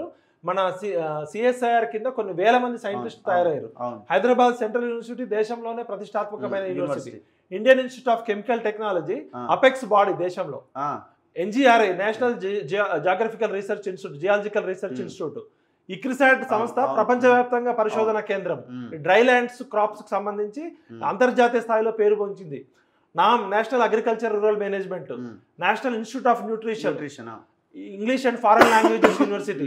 ఇవన్నీ కూడా అప్పటి కాంగ్రెస్ ప్రభుత్వం ఇందిరాగాంధీ హయాంలో స్టార్ట్ అయినాయి. కొత్తగా అంటే ఇప్పుడు కొత్తగా ఏం రీసెర్చ్ సెంటర్స్ రాలే. మరి ఇవన్నీ కూడా గత 57 ఏళ్లలో రాష్ట్ర ప్రభుత్వము land, water, infrastructure, subsidy, power అవన్నీ ఇచ్చి అన్ని రకాల సౌకర్యాలు కల్పించడంతో ఇక్కడ సైంటిస్టులు తయారైన, రీసెర్చ్ తయారైంది. దేశ ఆర్థిక ప్రగతికి, ప్రపంచానికి కూడా ఎంతో ఉపయోగపడ్డాయి. ఇక్కడ మొన్న కోవిడ్ లో కూడా వీళ్ళ పాత్ర చాలా కీలకంగా. అదేవిధంగా national police academy, Sardar Vallabhbhai Patel national police academy, IPS training centre, national industries security academy, Hakimpet air force training school, national institute of small industry entrepreneurship training. అంటే ఇట్లా దేశం గర్వించదగ్గ ఇన్స్టిట్యూట్స్ అన్ని కూడా మరి గత 57 ఏళ్లలోనే వచ్చినాయి. ఇంకా అనేక ప్రభుత్వ శిక్షణ సంస్థలు ఏర్పడ్డాయి. ఎప్పుడన్నా ఒక ఇన్స్టిట్యూట్ ఏర్పడితే దానిలో ఎంప్లాయ్మెంట్ జనరేట్ అవుతుంది, వెల్త్ జనరేట్ అవుతుంది, ఎకానమిక్ గ్రోత్ అనేది జనరేట్ అవుతుంది. ఇక్కడ రాశారు వీళ్ళు. అంటే వీళ్ళు ఇవన్నీ అనుకోవచ్చు, ఇవన్నీ కేంద్రం కదా ఎట్లా అని అనుకోవచ్చు. అందుకే వీళ్ళు ఒక లైన్ పెట్టారు. ఈ సంస్థలు కేంద్ర ప్రభుత్వం లేదా ప్రైవేటు రంగం ద్వారా స్థాపించబడినప్పటికీ అప్పటి రాష్ట్ర ప్రభుత్వాలు భూమి, ఇతర అవసరమైన సౌకర్యాలు మరియు తగిన ప్రోత్సాహకాలను అందించడం ద్వారా వాటి స్థాపన మరియు వృద్ధికి గణనీయంగా తోడ్పాటును అందించడం జరిగింది. సంపద సృష్టించడం అంటే ఇది. కేసీఆర్ చెప్పినట్టు 4 ఐటీ బిల్డింగ్లు కట్టి, 4 వెలుగు జిలుగులు పెట్టి, 4 తీగల బ్రిడ్జి కడితే సంపద సృష్టించబడదు. Research institutes, universities, hospitals, defence cluster, ఇవాళ హైదరాబాద్ పెట్టుబడి వీటి మీద పెట్టాలి. వీటి మీద పెడితేనే కదా మానవ ఇప్పుడు ఎకానమిక్ గ్రోత్ ఇంజన్ అనేది ఇట్లాంటి వాటికి ఉంటుంది. 4 రియల్ ఎస్టేట్ బిల్డింగ్ల కోసం తాము ఆక్రమించుకున్న బిల్డింగ్లలో 4 ఐటీ కంపెనీలు పెట్టడం కాదు. వాళ్ళ వెనకాల కూడా పెట్టుబడులు అన్నిటి మీద కూడా ఎంక్వైరీ చేయాలి. వీళ్ళ హయాంలో తీసుకొచ్చిన ఇన్స్టిట్యూట్స్ ఏంది, వీళ్ళ హయాంలో ఎంత ల్యాండ్ ఇచ్చారు, దానివల్ల ఎంతమందికి ఎంప్లాయ్మెంట్ వచ్చింది. ఇప్పుడు దీనిలో పబ్లిక్ సెక్టర్ యూనిట్స్ ఉన్నాయి, ప్రైవేట్ సెక్టర్ యూనిట్స్ ఉన్నాయి. మొత్తం కంట్రీ యొక్క ఎకానమిక్ గ్రోత్ ముందుకెళ్ళింది. మరి ఈ 10 సంవత్సరాల్లో ఎంతమందికి ప్రత్యక్షంగా ఉపాధి కలిగింది, ఎంతమందికి పరోక్షంగా ఉపాధి కలిగింది, ఎంత ప్రజాధనం దుర్వినియోగం అనేది ఆడిట్ పెట్టాలి. పైన పేర్కొనబడిన ఆస్తులన్నీ పొదుపుగా మరియు ఆర్థికంగా వివేకంతో సృష్టించబడ్డాయి. 1956 నుంచి 2014 వరకు ఉమ్మడి ఆంధ్రప్రదేశ్ను పరిపాలించిన 16 మంది ముఖ్యమంత్రుల కాలంలో తెలంగాణ రాష్ట్రం ఏర్పడే సమయానికి ఉన్న అప్పు కేవలం 72,658 కోట్లు మాత్రమే. ఇక అప్పు విషయానికి వద్దాం. అప్పుడున్న అప్పు అంటే 1956 నుంచి 2014 వరకు 16 మంది ముఖ్యమంత్రులు మారిరు. ఆ 16 మంది ముఖ్యమంత్రుల కాలంలో 57 సంవత్సరాల్లో చేసిన అప్పు 72,658 కోట్లు మాత్రమే. ఇది తెలంగాణ వాటా. 2023-24 ఆర్థిక సంవత్సరంలో రాష్ట్ర రుణం 3,89,673 కోట్లకు చేరుతుందని అంచనా వేయబడ్డది. మరియు ప్రభుత్వం హామీ ఇచ్చిన ఎస్పీవీల రుణాన్ని కూడా పరిగణలోకి తీసుకుంటే వాస్తవ రుణం 5,16,881 కోట్లు అవుతుంది. ఇంకా ఉన్నాయి. ఇంకా ప్రభుత్వం హామీ ఇచ్చిన రుణాలు కూడా కలుపుకుంటే మొత్తం రుణభారం 6,12,343 కోట్లకు చేరుతున్నది. ఇది కేసీఆర్ చేసిన అప్పు. ఇంకా ఇది ఈ సంవత్సరం కలిపితే ఇది 6,77,000 కోట్లకు పోతుంది. అంటే దాదాపు 10 రెట్లు. ఇక్కడ 72,000 కోట్లు ఉంటే ఇక్కడ దాదాపు 7 లక్షల కోట్లకు వచ్చేసింది. గత 10 సంవత్సరాల్లో చేసిన రుణాలకు అనుగుణంగా ప్రత్యక్షమైన మౌలిక సదుపాయాలు కల్పించబడలేవు. తద్వారా రుణభారం విపరీతంగా పెరిగినప్పటికీ చెప్పుకోదగిన మౌలిక సదుపాయాల కల్పన జరగకపోవడం ఆందోళనకరం. చేసిన అప్పులు ఎటుపోవాలా? ఇప్పుడు అప్పులు చేస్తే సంపద సృష్టించాలి, ఆస్తులు పెరగాలి. మరి ఆస్తులు ఏం పెరిగినాయి, ఏం ప్రాజెక్టులు వచ్చినాయి, ఏం రీసెర్చ్ ఇన్స్టిట్యూట్స్ వచ్చినాయి, ఎన్ని ఇండస్ట్రీస్ వచ్చినాయి? నేను అనుకోవడం ఈ 6 లక్షల కోట్లు అప్పు తెచ్చి హాస్పిటల్ మీదనో స్కూళ్ళ మీదనో రీసెర్చ్ ఉపాధి కల్పన విషయంలో పెట్టుంటే అది అసలు 6 కాదు 10 చేసినా లేకుండా. ఇండస్ట్రీస్ ఏం రాలేదు. స్మాల్ స్కేల్ ఇండస్ట్రీస్ మూతపడ్డాయి, మీడియం ఇండస్ట్రీస్ రాలేదు, మేజర్ ఇండస్ట్రీస్ రాలేదు. ఒక college mission Bhagiratha, mission Kaleshwaram, ఈ అప్పేడు నుంచి చెడబెట్టినది వింటే మన కళ్ళు బయలు కమ్ముతాయి. దాని ద్వారా మనకి రూపాయి ప్రయోజనం కలగలే ఇంతవరకు. అంటే ఇది అప్పనం ఇప్పుడు మన నష్టాలంటమే నష్టమే అంటే దానికి దేనికి పనికిరాని దీనిగా మార్చేసి నిరర్ధక ఆస్తులు అంటారు కదా. రెవెన్యూ రాబడులలో పోకడలట. సో ఇది ఒక్కసారి చూద్దామా? ఇది సాధారణ రాష్ట్రాలది చూద్దాము ఎట్లా. నెక్స్ట్ ఇక్కడ చూడండి 15వ పేజీలో 15వ పేజీ ఒకసారి ఓకే ఇది చదవండి. కింద రెవెన్యూ రాబడులు అంటే మనం పోకడలు ఎట్లా ఉన్నాయి అనేది, ట్యాక్స్ ఎట్లా వస్తున్నదనా ఇప్పుడు ఇది చదివితే మీకు అర్థమవుతుంది. రాష్ట్ర స్థూల ఉత్పత్తి నిష్పత్తిలో రెవెన్యూ రాబడులు 2015-16లో గరిష్టంగా 13.2% నుంచి 2018-19లో 11.8% క్షీణించాయి. అందువల్ల రాష్ట్ర స్థూల ఉత్పత్తికి రెవెన్యూ రాబడుల శాతం ఆర్థిక మందగమనం మరియు కరోనా మహమ్మారి ప్రారంభానికి ముందే క్షీణించడం ప్రారంభించారు. మిగతా అన్ని రాష్ట్రాల్లో కరోనా ఎఫెక్ట్ ఇస్తే వీళ్ళు 18-19లోనే క్షీణించడం మొదలుపెట్టింది. కరోనా ముందే రెవెన్యూ రాబడులు అంటే ప్రభుత్వానికి వచ్చే ఆదాయం. సో ఆదాయం అన్నది ఎప్పుడు ఆదాయం 2015-16లో 13.2 ఉండే, 13.2% ఉంటే కరోనాకు ముందే 11.8కి క్షీణించిపోయింది. ఇప్పుడు వీళ్ళు ఏమంటారు అంటే ప్రతిదానికి కరోనా అంటారు, కానీ కరోనా కన్నా ముందే ఇది ఇండెక్స్ తెలిసిపోయింది. ఓకే, ఇప్పుడు ఇదేంది? ఇది ఇండెక్సా? ఇది మొత్తం రెవెన్యూ రాబడుల పోకళ్ళు ఎట్లా తగ్గుకుంటూ వచ్చినాయి అనేది చూస్తే మనకి 2014లో 10.1% ఉంటే 2023 15.3% ఉంది. ఇక్కడ ఈ పేరా చదివితే మీకు అర్థమవుతుంది. ఇది చూడండి. ఇతర సాధారణ రాష్ట్రాలతో పోలిస్తే అంటే మనం ఇంతకుముందు చెప్పినాం కదా 18 రాష్ట్రాలు ఏవైతే కేంద్రం నుంచి ప్రత్యేక నిధులు రాని ప్రత్యేక రాష్ట్రాలు ఏవైతే ఉంటాయో అందులో తెలంగాణ కూడా ఉంది. ఆ రాష్ట్రాలన్నింటితో పోలిస్తే రెవెన్యూ రాబడులు జిఎస్డిపి నిష్పత్తి పరంగా తెలంగాణ పనితీరు 2021-22లో సంతృప్తికరంగా లేదు. 11.3% వద్ద దాని రాబడులు జిఎస్డిపి నిష్పత్తి భారతదేశ సగటు కంటే 3.3% పాయింట్ తక్కువగా ఉన్నది. అంటే దేశ సగటేమో 14.6% ఉంటే మనది మాత్రం 11.3 దగ్గర ఉన్నది. అంటే వచ్చే ఆదాయం విషయంలో 2021-22లో తెలంగాణ కంటే కేవలం 5 రాష్ట్రాలు మాత్రమే తక్కువ రెవెన్యూ రాబడులు జిఎస్డిపి నిష్పత్తులను కలిగి ఉన్నాయి. ప్రజలారా ఈ టేబుల్ చూడండి. మొత్తం ఇండియాలో ఉన్న అన్ని స్టేట్స్లలో సాధారణ రాష్ట్రాలు రెవెన్యూ రిసిప్ట్స్ చూస్తే మొత్తం రాష్ట్రాలు 18 రాష్ట్రాలు సాధారణ రాష్ట్రాలు ఉంటే దానిలో తెలంగాణ 13వ ప్లేస్లో ఉంది. 13th place Telangana. ఇది ఏంటన్నది అమౌంట్, ఇది రెవెన్యూ సాధారణ రాష్ట్రాలు అంటే వచ్చిన ఆదాయం. అవును. సో జిఎస్డిపి పర్సెంట్ ఎంత ఉంది అని చూస్తే 1,27,469 కోట్లు. జిఎస్డిపి వచ్చేసి ఎంత 10.7% ఉంది. బీహార్ మనకన్నా బీహార్ చూడండి మనది 11.3% ఉంది. తెలంగాణ బీహార్ 24.4%. మనకన్నా వెనుకబడ్డ రాష్ట్రము బీమారు రాష్ట్రాలు అనేది మనకు. ఒరిస్సా 22.8%, ఛత్తీస్గఢ్ 19.6%, జార్ఖండ్ 19.4%, ఉత్తరప్రదేశ్ 18.8%. ఇవన్నీ కూడా సహజ వనరులు కానీ ఇండస్ట్రీ పరంగా టెక్నాలజీ పరంగా వెనుకబడ్డ రాష్ట్రాలు మనకన్నా ముందంజలో ఉన్నాయి. మధ్యప్రదేశ్ 16.4%, గోవా 15.1%, రాజస్థాన్ 15. ఎడారి రాష్ట్రం కూడా 15.1% ఉంది. ఆంధ్రప్రదేశ్కి ఎటువంటి ఆదాయ వనరులు లేని రాష్ట్రము, రాజధాని లేని రాష్ట్రం కూడా 13.3% ఉంది. వెస్ట్ బెంగాల్ 13.1%, పంజాబ్ 12.7%, ఉడతా పంజాబ్ అన్న పంజాబ్ కూడా మనకన్నా ముందంజలోకి వెళ్ళిపోయింది. కేరళ 12.5%, తెలంగాణ 11.3%. మన తర్వాత 18లో 5 రాష్ట్రాలే ఉన్నాయి. మన తర్వాత మహారాష్ట్ర, తమిళనాడు, కర్ణాటక, హర్యానా, గుజరాత్ ఇవన్నీ కూడా లాస్ట్ లో ఉన్నాయి. కేవలం 5 రాష్ట్రాలు మాత్రమే రెవెన్యూ రాబడుల నిష్పత్తి. ఈ రెవెన్యూ రాబడుల నిష్పత్తి అనేది రాష్ట్ర యొక్క ఆర్థిక పురోగతి, ఆర్థిక పరిస్థితి తెలిసిపోద్ది అనమాట. సో వచ్చే ఆదాయం కదా ఇది. ఇప్పుడు రుణ ధోరణులు అంటే అప్పులు అనమాట. ఎట్లా అప్పులు తీసుకున్నారు ఏంటి అనేది. ప్రజా రుణం లేదా రాష్ట్ర రుణం అనే పదం రాష్ట్రం యొక్క అత్యుత్తమ ఆర్థిక బాధ్యతలను సూచిస్తుంది. ఇప్పుడు నీకెంత అప్పు ఉన్నదని అంటే దాన్ని బట్టి నువ్వు నీ స్టేటస్ ఏందో చెప్పు. మన సిబిల్ స్కోర్ బట్టి ఎవరికి లోన్ ఎంత ఇవ్వాలో తెలుస్తుంది. అట్లనే FRBM RBI ప్రకారము కింద నుంచి సెకండ్ ప్లేస్ లో ఉంది మన పరిస్థితి. మనకి సిబిల్ స్కోర్ తక్కువ నీకు అప్పు ఎందుకు ఇస్తారు? నువ్వు గట్టలేని పరిస్థితిలో ఉన్నావు, నువ్వు దివాలా తీసినావని కొత్త లోన్లు కూడా ఇయ్యరు. ఇప్పుడు సేమ్ అదే పరిస్థితి. తెలంగాణకి కొత్త లోన్లు ఏం పుట్టే పరిస్థితి లేదు. రాష్ట్ర రుణం అనేది రాష్ట్ర ప్రభుత్వం గతంలో ఎప్పుడైనా తీసుకున్న రుణం కారణంగా రుణదాతలకు రుణపడి మరియు ఇంకా తిరిగి చెల్లించబడని మరియు రాష్ట్ర సంచిత నిధి యొక్క హామీ ద్వారా ఉంటుంది. రుణం GSDP నిష్పత్తి రాష్ట్ర ప్రభుత్వ రుణాన్ని దాని వార్షిక ఆర్థిక ఉత్పత్తి విలువలతో పోలుస్తుంది. సో ఈ టెక్నికల్ పాయింట్స్ మనం కొంచెం పక్కన పెడితే, తెలంగాణలో పెరుగుతున్న ఖర్చులతో పోలిస్తే ఆదాయాల్లో పెరుగుదల లేకపోవడం, ఇంతకుముందు మనం రెవెన్యూ రాబడి అని అన్నాం కదా, సో దాంట్లో పెరుగుదల లేదు, క్షీణించింది. సో ఖర్చులేమో పెరుగుతూ ఉన్నాయి, ఆదాయం క్షీణించింది. దానివల్ల ద్రవ్య లోటు పెరగడానికి ప్రధాన కారణం అవుతున్నది. అంటే వచ్చే ఆదాయానికి ఖర్చుకి సంబంధం లేకపోతే దాన్ని మనం ద్రవ్య లోటు అంటాం. ఈ ద్రవ్య లోటును పూడ్చడానికి తప్పనిసరిగా అప్పుల ద్వారా నిధులు సమకూర్చబడాలి. దీనివల్ల రాష్ట్రం యొక్క రుణభారం ప్రతి సంవత్సరం పేరుకుపోతూ వస్తున్నది. అందుకే 6,12,000 కోట్ల అప్పయింది. అది 6,12,000 కోట్లు 2022-23 తీసుకుంటే 6,70,000 కోట్లు. సో వాళ్ళు చాలా క్లియర్ గా ఈ లైన్ మెన్షన్ చేశారు. ఓకే, ఇప్పుడు మీకు టేబుల్ తీసుకుంటే రుణ ధోరణులు ఎట్లా ఉన్నాయి అనేది బడ్జెట్ది. ఇదేంది రుణ ధోరణులు? రుణ ధోరణుల్లో ఫస్ట్ రుణం ఏంది? బడ్జెట్ రుణాలు. బడ్జెట్ రుణాలు అంటే బడ్జెట్ లో పెట్టే రుణాలు, బడ్జెటేతర రుణాలు, బడ్జెట్ రుణాలు ఉంటాయి. ఓకే, ఇప్పుడు బడ్జెట్ ప్రకారం 2014-15 నుంచి 2023 వరకు బడ్జెట్ లో లెక్క చూపించిన రుణాలు 3,89,673 కోట్లు. అంటే హరీష్ రావు చదివే అప్పులు ఎన్ని ఉన్నాయంటే అన్నట్టు. ఇవి కాకుండా బడ్జెటేతర రుణాలు వేరుంటాయి. 2014-15లో 72,658 కోట్లు ఉండే.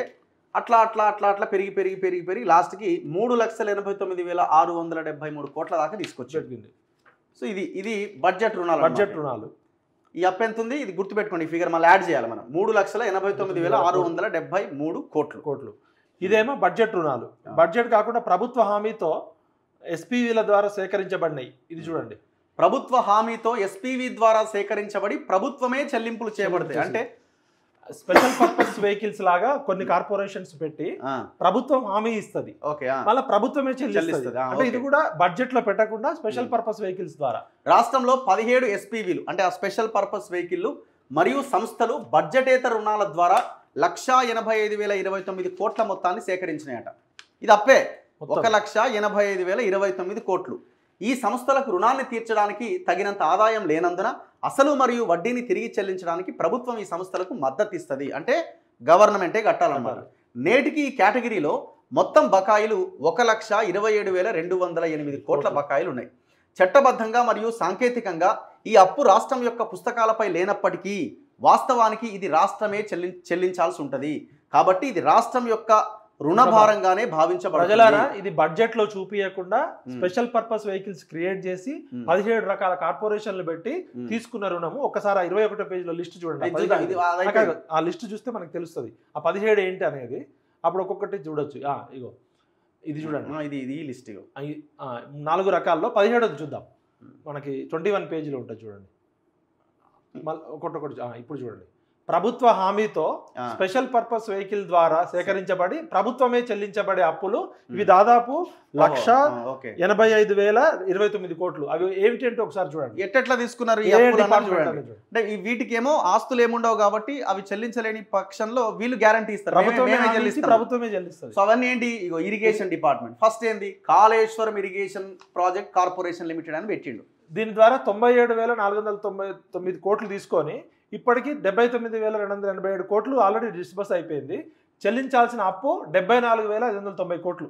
అంటే వీళ్ళు 97,000 కోట్లు తీసుకొని 74,000 కోట్లు ఇంకా అప్పు బకాయి పడ్డది. ఇవాళ అసెంబ్లీలో హరీష్ రావు తప్పు చెప్తున్నాడు, మేము 1,00,000 కోట్ల ప్రాజెక్ట్ అంటున్నాం, 1,00,000 కోట్ల అవినీతి చేసిన అంటారు.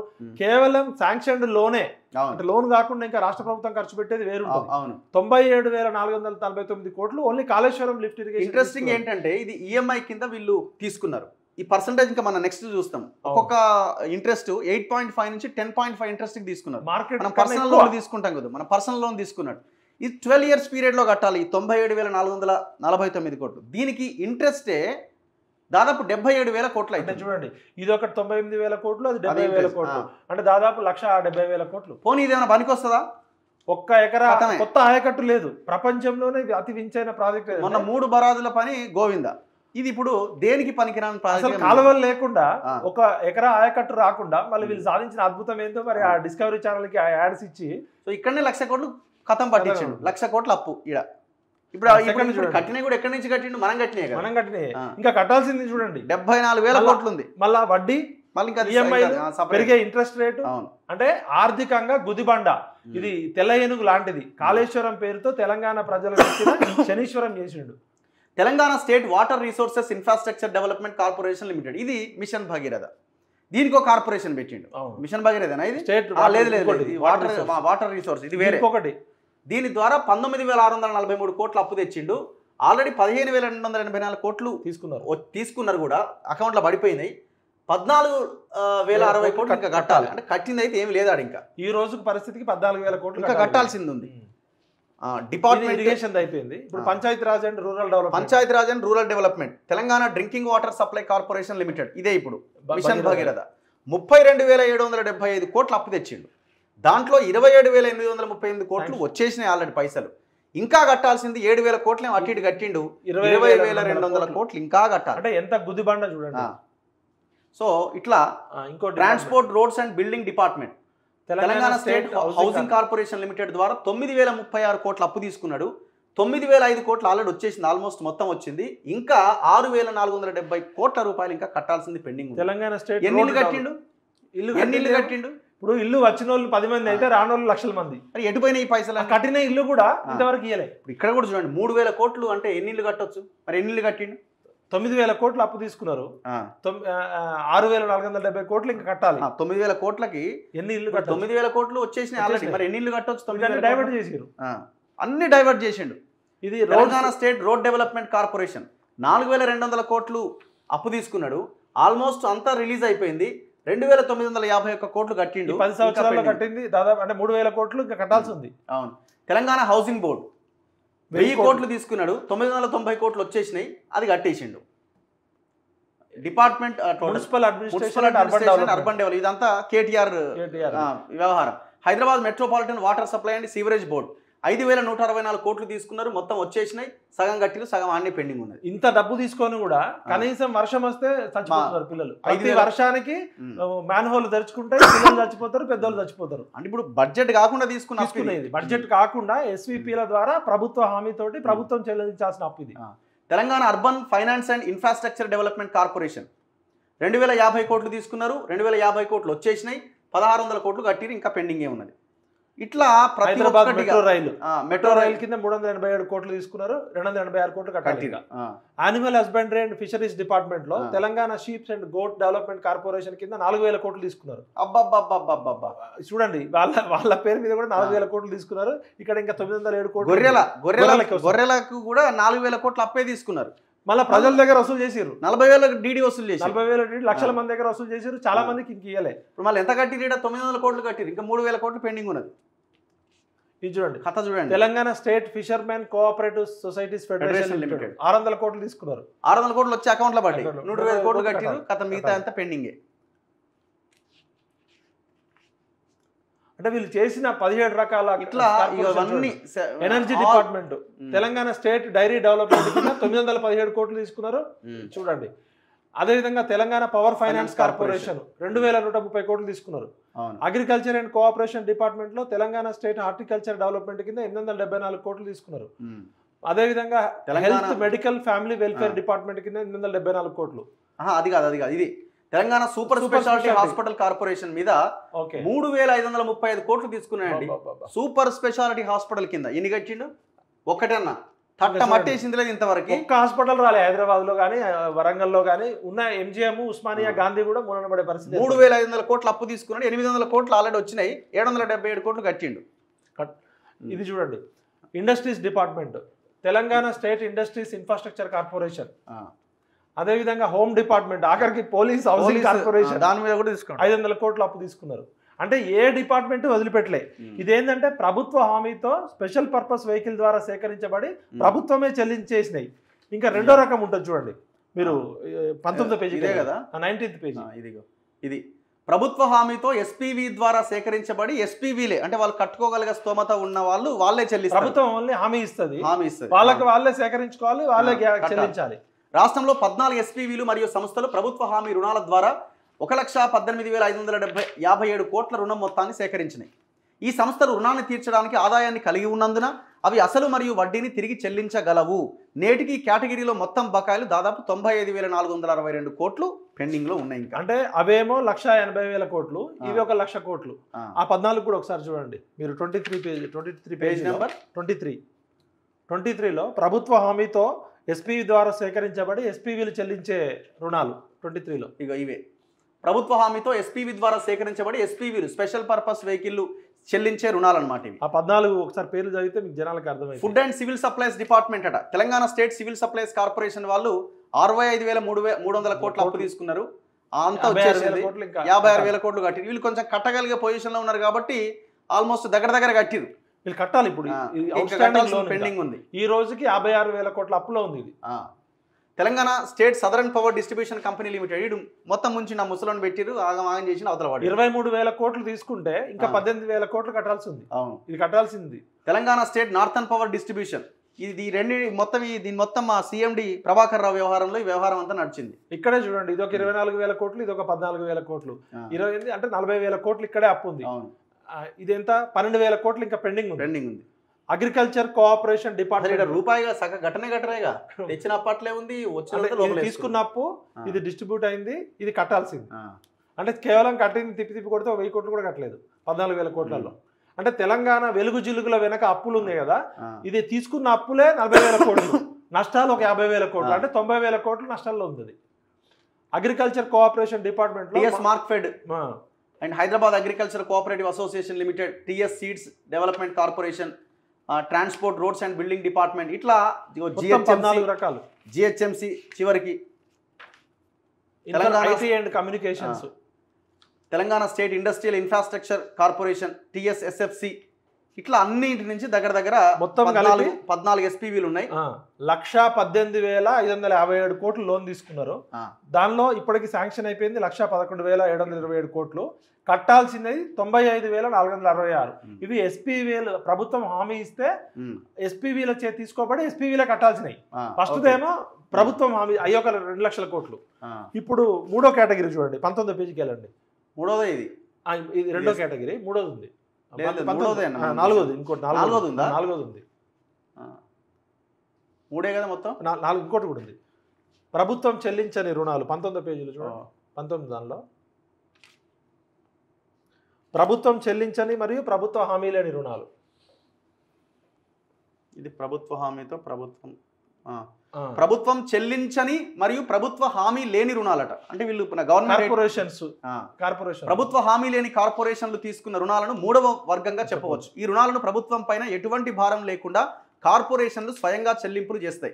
ఈ రుణాలకు సంబంధించిన వివరాలు టేబుల్ 12లో పేర్కొనబడ్డాయి. ఇవి మొత్తం 59,414 24లో ఉన్నాయి. ఆ డిపార్ట్మెంట్స్ పేజ్ నెంబర్ 24. అంటే గవర్నమెంట్ కి సంబంధం మేము కట్టమని అంటారు వాళ్ళు, ప్రభుత్వ హామీ కూడా ఇవ్వరు. ఎవరు ఏ కార్పొరేషన్ ఆ కార్పొరేషన్ చెల్లించాలి. ఇదే కదా 24వ పేజీలో చూడండి.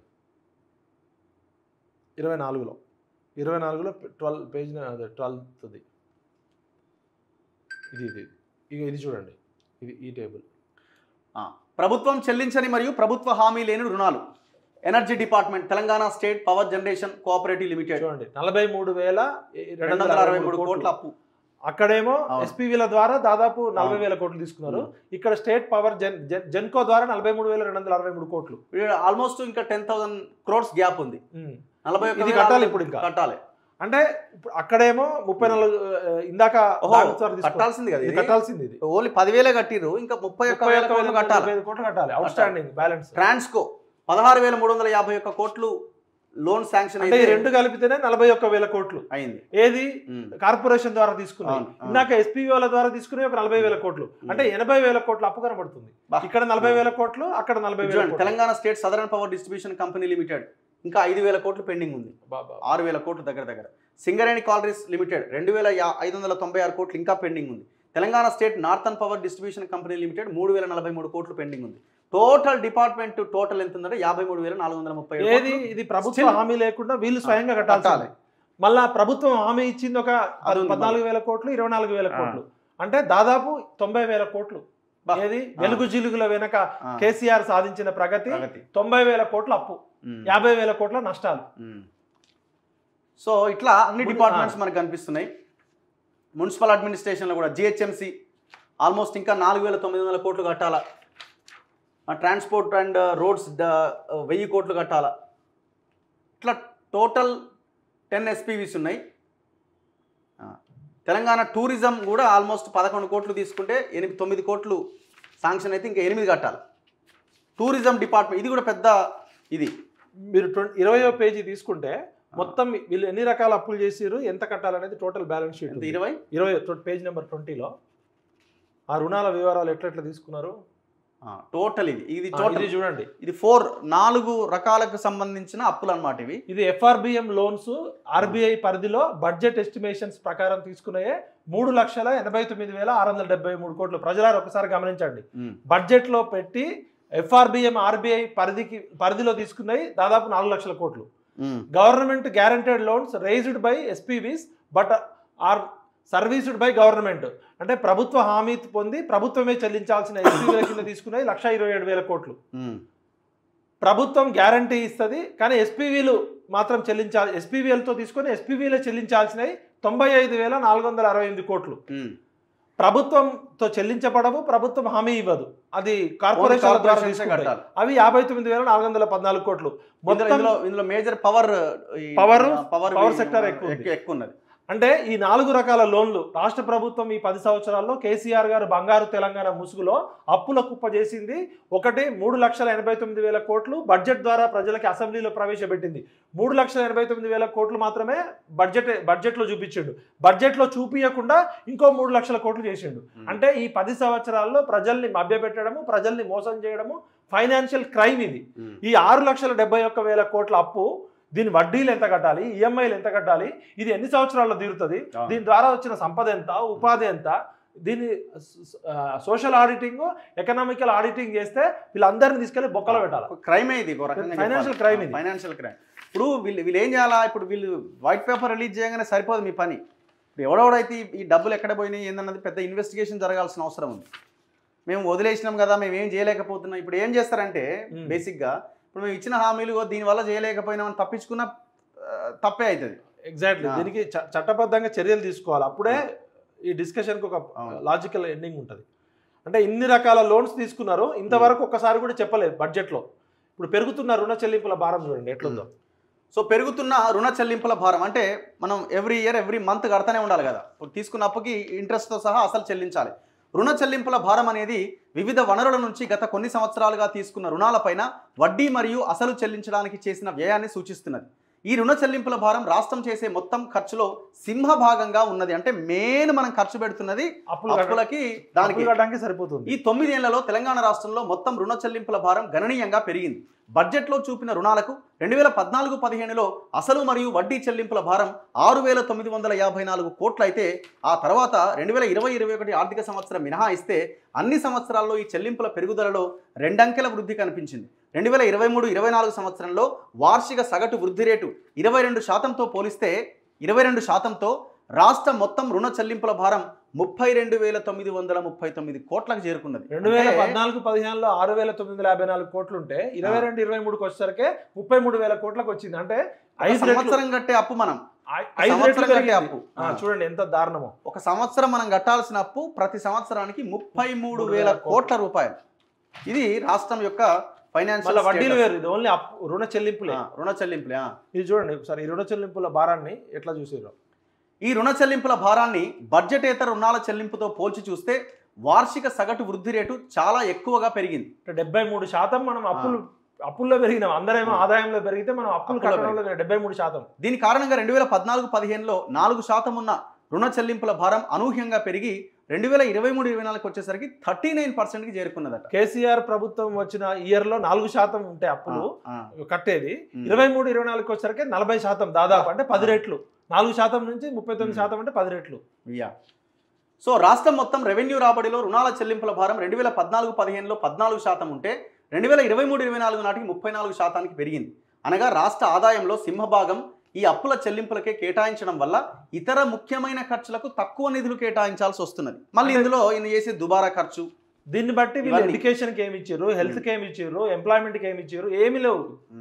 మరీ ఆందోళన కలిగించే అంశం. మరో ఆందోళన కలిగించే విషయం ఏంటంటే ప్రభుత్వం ఇచ్చిన మొత్తం గ్యారంటీల్లో 95% రుణాలను పొందిన మొదటి 5 కార్పొరేషన్లు చెల్లించే సగటు వడ్డీ రేటు 8.93 నుంచి 10.4049% ఉన్నది. అంటే తీసుకున్న అప్పుకి చెల్లించే ఇంట్రెస్ట్ పర్సంటేజ్. ఇది పర్సనల్ లోన్లు తీసుకుంటాం మనం. బ్యాంక్ అయినా ఫోన్ చేస్తే మనకు లోన్ కావాలంటే 11% 12% తీసుకుంటారు. అది కూడా అత్యవసర పరిస్థితి అమ్మా ఇంత ఇంట్రెస్ట్ మనం ఎట్లా కడతామని అంటారు. అంటే కేసీఆర్ తన కమిషన్ల కోసం వ్యవహారం కోసం ఎంతకైనా తెగించి బాధ్యత రాహిత్యము బరి తెగింపు అంటారు. సో 11% ఇంట్రెస్ట్కి తీసుకున్నాడు అప్పులు. చూడండి మార్కెట్ రుణాల సగటు వడ్డీ రేటు 7.63%తో పోల్చినప్పుడు ఇది చాలా ఎక్కువ. బయట మార్కెట్లో 7.6% తీసుకుంటే ఈయన 11% పెట్టి తీసుకున్నాడు. బాధ్యత లేని బద్మాష్ వాళ్ళ చేతుల్లో 10 సంవత్సరాలు తెలంగాణ ఆగమైపోయింది. ఈ కార్పొరేషన్లకు సొంతంగా చెప్పుకోదగ్గ ఆదాయ వనరులు లేనందున ప్రభుత్వమే ఈ అధిక వడ్డీ భారాన్ని భరించవలసి వస్తున్నది.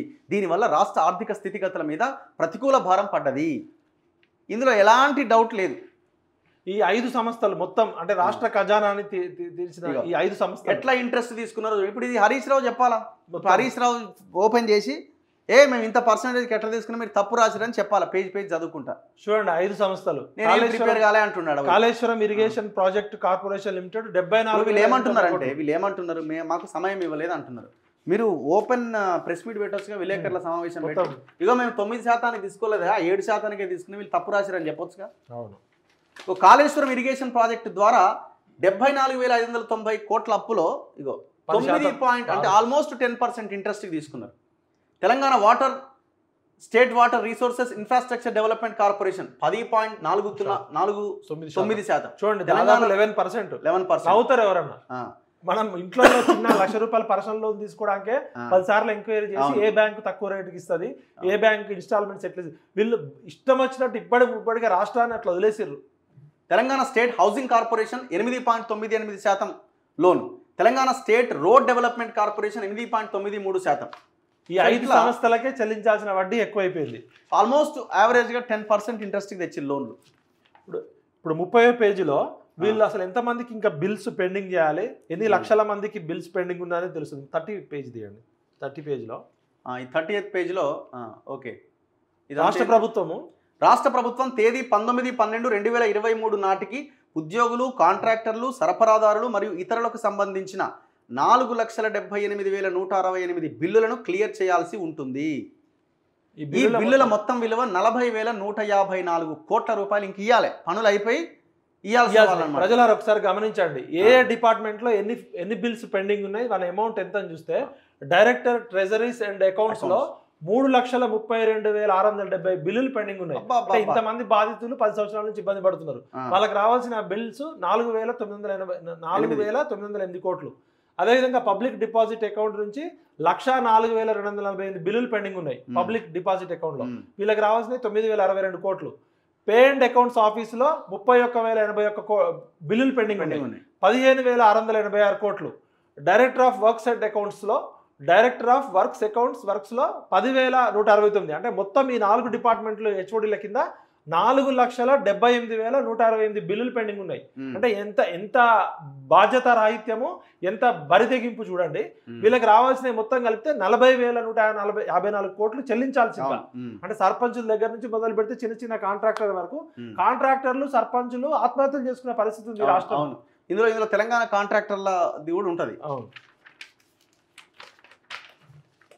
సో నెక్స్ట్ ఇది చూడండి 32వ పేజీలో 32వ పేజీ పేజ్ నెంబర్ 32లో వేస్ అండ్ మీన్స్ అడ్వాన్స్ల పైన ఆధారపడడం. ఇది చాలా కీలకం.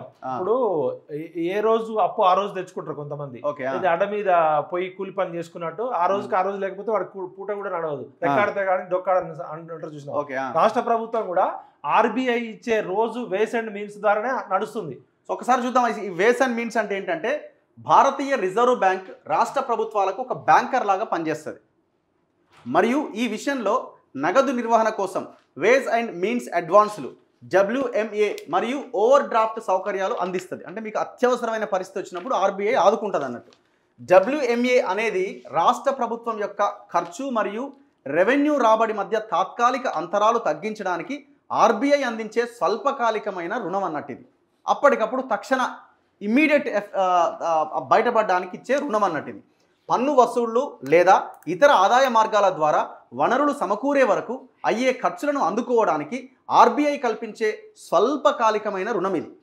కానీ స్వల్పకాలిక రుణం మరియు వేజ్ అండ్ మీన్స్ సరిపోనప్పుడు ఆర్బీఐ ఇంకొక అవకాశాన్ని కూడా కల్పిస్తుంది. ఏమిస్తుంది? ఓవర్ డ్రాఫ్ట్లకు WMA కంటే ఎక్కువ వడ్డీ రేట్లు ఉంటాయి. అంటే ఒకవేళ ఈ వేజ్ అండ్ మీన్స్ కూడా సరిపోకపోతే వాళ్ళు ఓవర్ డ్రాఫ్ట్ కింద కూడా ఆర్బీఐ డబ్బులు ఇస్తుంది రాష్ట్ర ప్రభుత్వానికి. కాకపోతే దానికి ఇంట్రెస్ట్ ఎక్కువ ఉంటుంది. చివరికి మన పరిస్థితి ఎంతవరకు వచ్చిందంటే సంవత్సరాల వారీగా వేజ్ అండ్ మీన్స్ అడ్వాన్స్లు ఉపయోగించిన వివరాలట. ఇది ఎట్లా క్యాలిక్యులేట్ చేస్తారు? కొన్ని రోజుల కోసం మాత్రమే తీసుకుంటారు. మనకి 365 రోజులు ఉంటే ఓ 10 రోజులకో 50 రోజులకో అత్యవసర పరిస్థితిలో తప్పనిసరి పరిస్థితిలో తీసుకునేది. 2014-15లో వీళ్ళు మొత్తం తీసుకున్నది 365 రోజులు ఉంటే 303 రోజులు తీసుకున్నారు. Ways and means negative cash balance, మళ్ళా beyond normal ways and means overdraft 303 రోజులు ఈ ప్రభుత్వం నడిచింది ఆర్బీఐ ఇచ్చే వేజ్ అండ్ మీన్స్ మీద. ఇప్పుడు రేపటి కోసం అప్లై చేసుడే.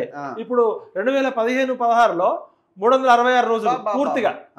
ఇది తాత్కాలిక రుణము, స్వల్పకాలిక రుణము. కొన్ని రోజులు మాత్రము తీసుకుంటే 2016-17లో 365 రోజులు మొత్తం ఆర్బీఐ మీదనే ఆధారపడ్డారు.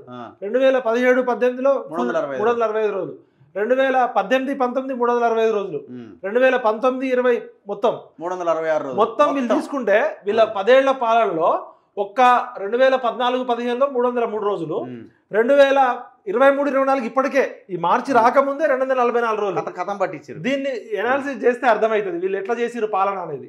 దీన్ని మీకు అర్థమై ఉంటుంది. యాక్చువల్గా ఏంటంటే ఏ రోజుకి ఆ రోజు తెచ్చుకునే అప్పు అన్నమాట. ఇది ఆర్బీఐ ఇస్తుంది. ఏ రోజు వదిలిపెట్టలేదు అన్నట్టు కేసీఆర్. 365 రోజుల్లో 365 రోజులు తెచ్చుడు. స్వల్పకాలిక రుణాన్ని దీర్ఘకాలిక రుణంగా తీసుకున్నాడు. ఇది చూడండి. గత కొన్ని సంవత్సరాలుగా వేజ్ అండ్ మీన్స్ అడ్వాన్స్ మరియు ఓవర్ డ్రాఫ్ట్ సౌకర్యాలపైన ఆధారపడడం రాష్ట్ర ఆర్థిక వ్యవస్థలోని క్షీణతను చూపిస్తుంది. 2014-15లో 303 రోజులు నగదు నిల్వలుంటే 2023-24లో 30 రోజులకు క్షీణించిందట. 14-15లో 303 రోజులు నగదు నిల్వలు అంటే 303 రోజులు మనం ఆర్బీఐ మీద ఆధారపడకుండా నడపొచ్చు. ఒక మనిషి తను బతకడానికి ఒక 300 రోజుల సమయం ఏ ఇబ్బంది లేకుండా బతకొచ్చు అన్నట్టు. అలాంటి అది 30 రోజులకు పడిపోయింది అన్నట్టు. 23-24కి వచ్చేసరికి ఇప్పుడు 30 రోజుల నుంచి 10 రోజులకు పడిపోయింది. జీతాలు కూడా ఇచ్చే పరిస్థితి లేదు. ఇది ఇప్పటి వరకు కనిష్ట సంఖ్య. వేస్ అండ్ మీన్స్ అడ్వాన్స్ మరియు ఓవర్ డ్రాఫ్ట్ సౌకర్యాలు 2022-23లో అత్యధిక రోజులు 328 ఉపయోగించబడ్డాయి. ఇది రాష్ట్ర ప్రభుత్వం యొక్క ఆర్థిక స్థితి యొక్క డొల్లతనాన్ని ప్రతిబింబిస్తుంది. ప్రజలారా ఇది కీలకం. అంటే రాష్ట్ర ప్రభుత్వ పరిస్థితి ఎట్లుందంటే మొత్తం డొల్ల, ఏమీ లేదు. ధనిక తెలంగాణ అప్పుల కుప్ప, అప్పుల చిప్ప అంటారు కదా అందరూ, చిప్ప చేతికి ఇచ్చిపోయిండని. సో ఇది మనకి ప్రధానంగా.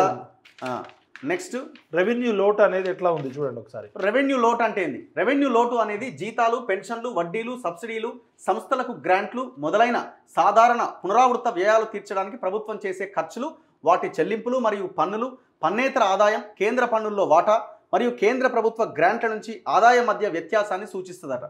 ఈ రెవెన్యూ లోటు వల్ల ఏమైందంటే ఎంత చూడండి 0.3% వచ్చి చివరికి ఏమైంది చూడండి, చదవండి. 2014-19 కాలంలో రాష్ట్రం రెవెన్యూ మిగులును నమోదు చేస్తే 2019-22లో జీతాలు, పెన్షన్లు, వడ్డీలు, సబ్సిడీలు మొదలైన వాటి చెల్లింపుల వంటి పునరావృత ఖర్చులను తీర్చడానికి కూడా రెవెన్యూ రాబడులు సరిపోలేదట. అంటే ఈయన సంపాదన కనీసం జీతాలు పెన్షన్లు ఇచ్చే పరిస్థితి కూడా లేకుండా పోయింది. అంటే రెవెన్యూ లోటు ఎంత ఉందనేది తెలిసింది. ఇప్పుడు ద్రవ్య లోటు గురించి చూద్దాం. నెక్స్ట్ 36 పేజీలో ద్రవ్య లోటు. ద్రవ్య లోటు అంటే ఏంటంటే మొత్తం ఖర్చు మరియు ప్రభుత్వం యొక్క మొత్తం రాబడి, ఈ రెండింటి మధ్య ఉన్న వ్యత్యాసం. అంటే మీకు వచ్చే జీతము, మీరు పెట్టే ఖర్చు ఉన్న గ్యాప్ని మనం ద్రవ్య లోటు, ఫిజికల్ డెఫిసిట్ అంటాం. ఇది చూడండి 2014-15 3% ఉంది. 2023-24 వచ్చేసరికి ఇంత ఉంది, 3%. దీనివల్ల మనకి ఎంత ఇబ్బంది అయింది అనేది చూడండి. 2014-15లో రాష్ట్ర ఆదాయం దాని వ్యయం కంటే 9,410 కోట్లు తగ్గింది. ఈ లోటు 2015-16లో రెండింతలు పెరిగి 18,856 కోట్లకు, 16-17కు వచ్చేసరికి మళ్ళీ దాదాపుగా రెండింతలు పెరిగి 35,281 కోట్లు, అట్లా పెరుక్కుంటూ 5 రెట్లు 2023-24 వచ్చేసరికి 38,225 కోట్లకు చేరుకున్నది. అంటే ఇది 2014-15తో వస్తే 5 రెట్లు తక్కువ. దీనివల్ల చూడండి,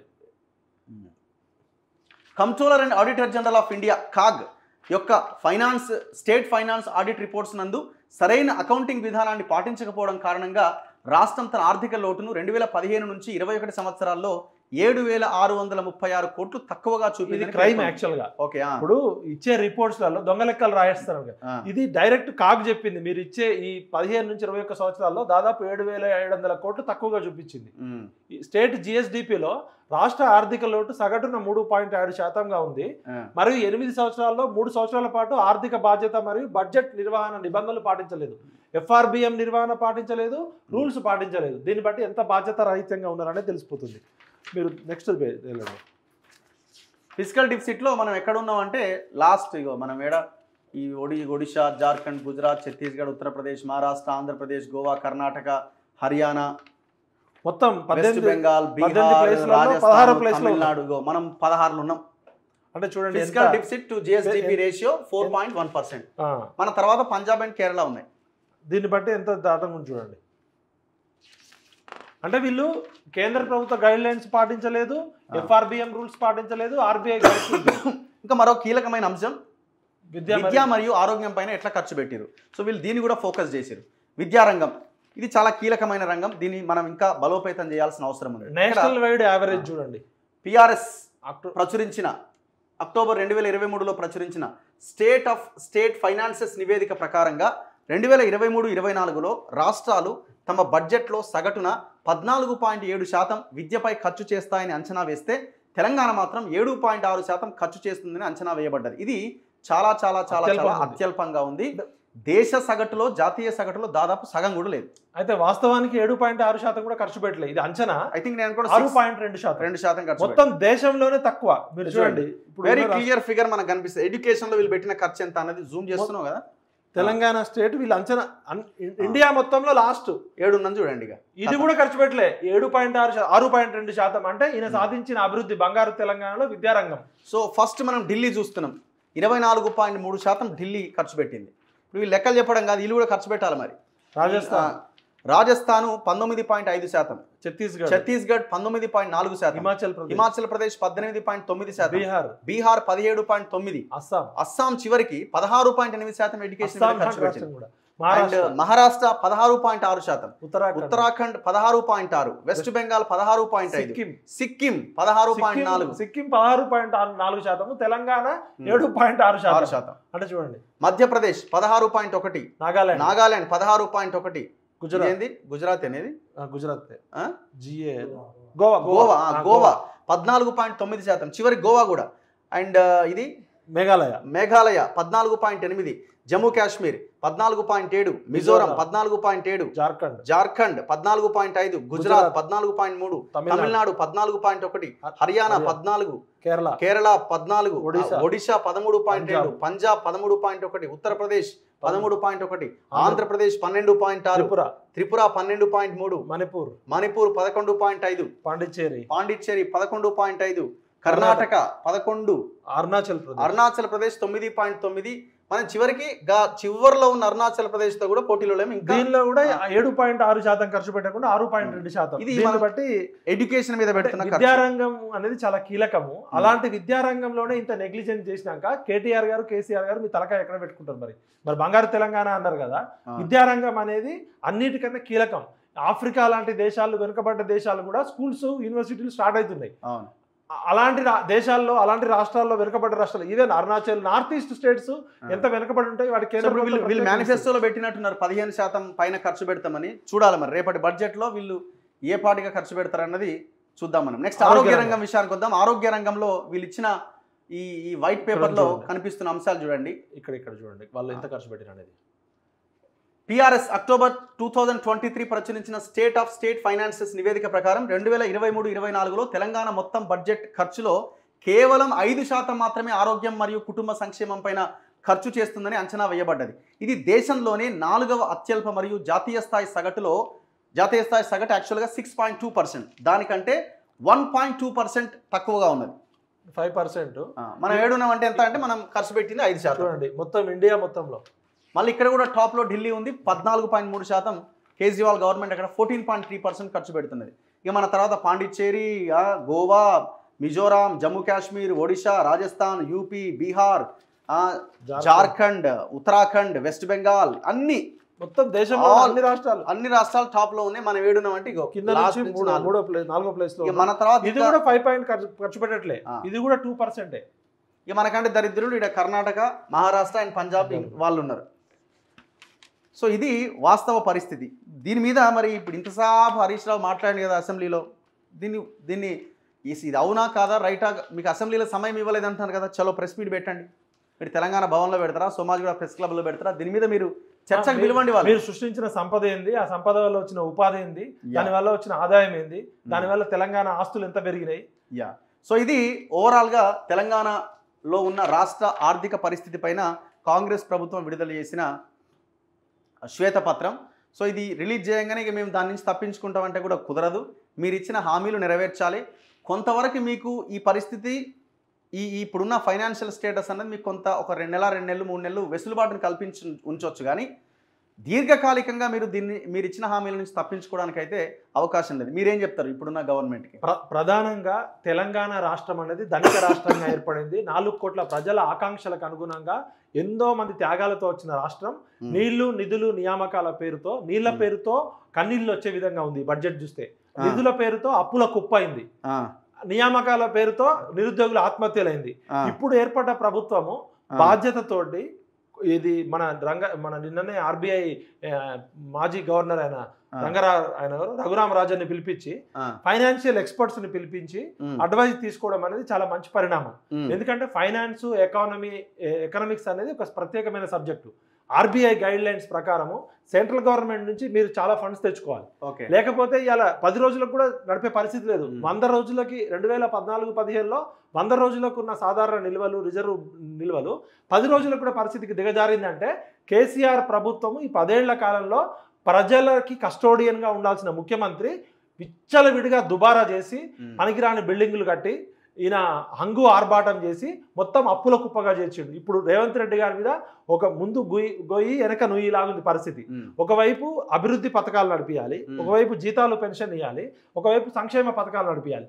వీటికే డబ్బులు లేవు అంటే ఇప్పుడు కొత్తగా 6 రకాల హామీలు ఇచ్చారు. ఈ 6 రకాల హామీలు నిలుపుకోవడము, నడుస్తున్న సంక్షేమ కార్యక్రమాలు నడిపేయడము, ఇవన్నీ కూడా నిజంగా కూడా ఒక ముళ్ళకుర్చి. అంటే మనం ఏమంటున్నాం అంటే ఇప్పుడు ఎక్కడ దోపిడీకి గురైందో ఆ సంపదని బయటికి తీసే ప్రయత్నం చేయాలి. ఇది చాలా కీలకం. ఇప్పుడు ఈ 10 సంవత్సరాల కాలంలో తెలంగాణ, హైదరాబాద్ చుట్టూ తెలంగాణలో 25 లక్షల ఎకరాల భూములు అన్యాక్రాంతమైనవి. సర్ఫేకాస్ భూములు కానీ, కాందిశూకుల భూములు కానీ, ఎవాక్యూషన్ ల్యాండ్స్ కానీ, అన్ఐడెంటిఫైడ్ ల్యాండ్స్ కానీ, ఇట్లా 11 రకాల భూములున్న ప్రత్యేక రాష్ట్రం తెలంగాణ. హైదరాబాద్ చుట్టూ దాదాపు 3 లక్షల ఎకరాల భూములు. మరి ఈ భూములన్నీ కొంతమంది ప్రైవేటు వ్యక్తుల చేతిలోకి వెళ్ళినాయి. 2014లో ఉన్న భూములు ఏంటి, 2023లో ఉన్న ల్యాండ్ బ్యాంక్ ఎంత, ఈ భూములు మింగిన భూ బకాసురులు వీళ్ళందరినీ కూడా స్పెషల్ గా ఇన్వెస్టిగేషన్ చేసి, భూమి అయితే ఎత్తుకపోలేరు కదా, ఆ భూమి 2014లో గవర్నమెంట్ పేరు మీద ఉన్నది, కాంతిశుక్ల పేరు. సింపుల్ ఎగ్జాంపుల్ అండి, ఇప్పుడు 11 ఎకరాలు బీఆర్ఎస్ పార్టీకి భూమి కేటాయించారు. 11 ఎకరాలు దాదాపు 1100 కోట్ల రూపాయల విలువ చేసే భూమి ఎందుకు వెనక్కి తీసుకోకూడదు?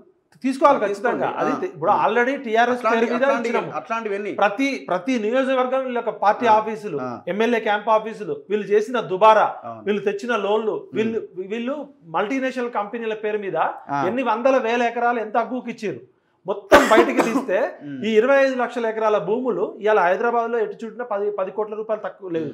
111 జీవో పేరు మీద ఎత్తేసినాక వీళ్ళ ఆస్తుల వివరాలు 2014లో వీళ్ళ కుటుంబ ఆస్తులు, వీళ్ళ ఎమ్మెల్యేల ఆస్తులు, టిఆర్ఎస్ నాయకుల ఆస్తులు, 2023లో వీళ్ళ ఆస్తులు, వీళ్ళ బినామీలు మొత్తం తీస్తే తప్ప ఇప్పుడు ఆర్థికంగా ఆర్బీఐ కొత్తగా అప్పులు ఇచ్చే పరిస్థితి లేదు. దేశంలో ఉన్న అన్ని ఫైనాన్షియల్ ఇన్స్టిట్యూట్స్ తెలంగాణకి అప్పులు ఇచ్చే పరిస్థితి లేదు. కొత్త అప్పులు పుట్టవు. పాత అప్పులకి వడ్డీలు చెల్లించాలి, ఈఎంఐలు చెల్లించాలి. దాదాపు ఒక కాళేశ్వరంకే 30,000 కోట్లు చెల్లించాలా, మీరు అన్నది 70,000 కోట్లు ఈ రాబోయే 13 ఏళ్ళు. కాబట్టి ఆర్థిక రంగ నిపుణులతోటి ఒక ఎక్స్పర్ట్ కమిటీ వేసి ఎప్పటికప్పుడు ప్రజలకు వాస్తవం చెప్పాలి. ఇప్పటికైనా రేవంత్ రెడ్డి గారు ఈ రోజు అసెంబ్లీలో శ్వేతపత్రం విడుదల చేయడం వల్ల ప్రజలకు కూడా తెలుస్తుంది వాస్తవాలు.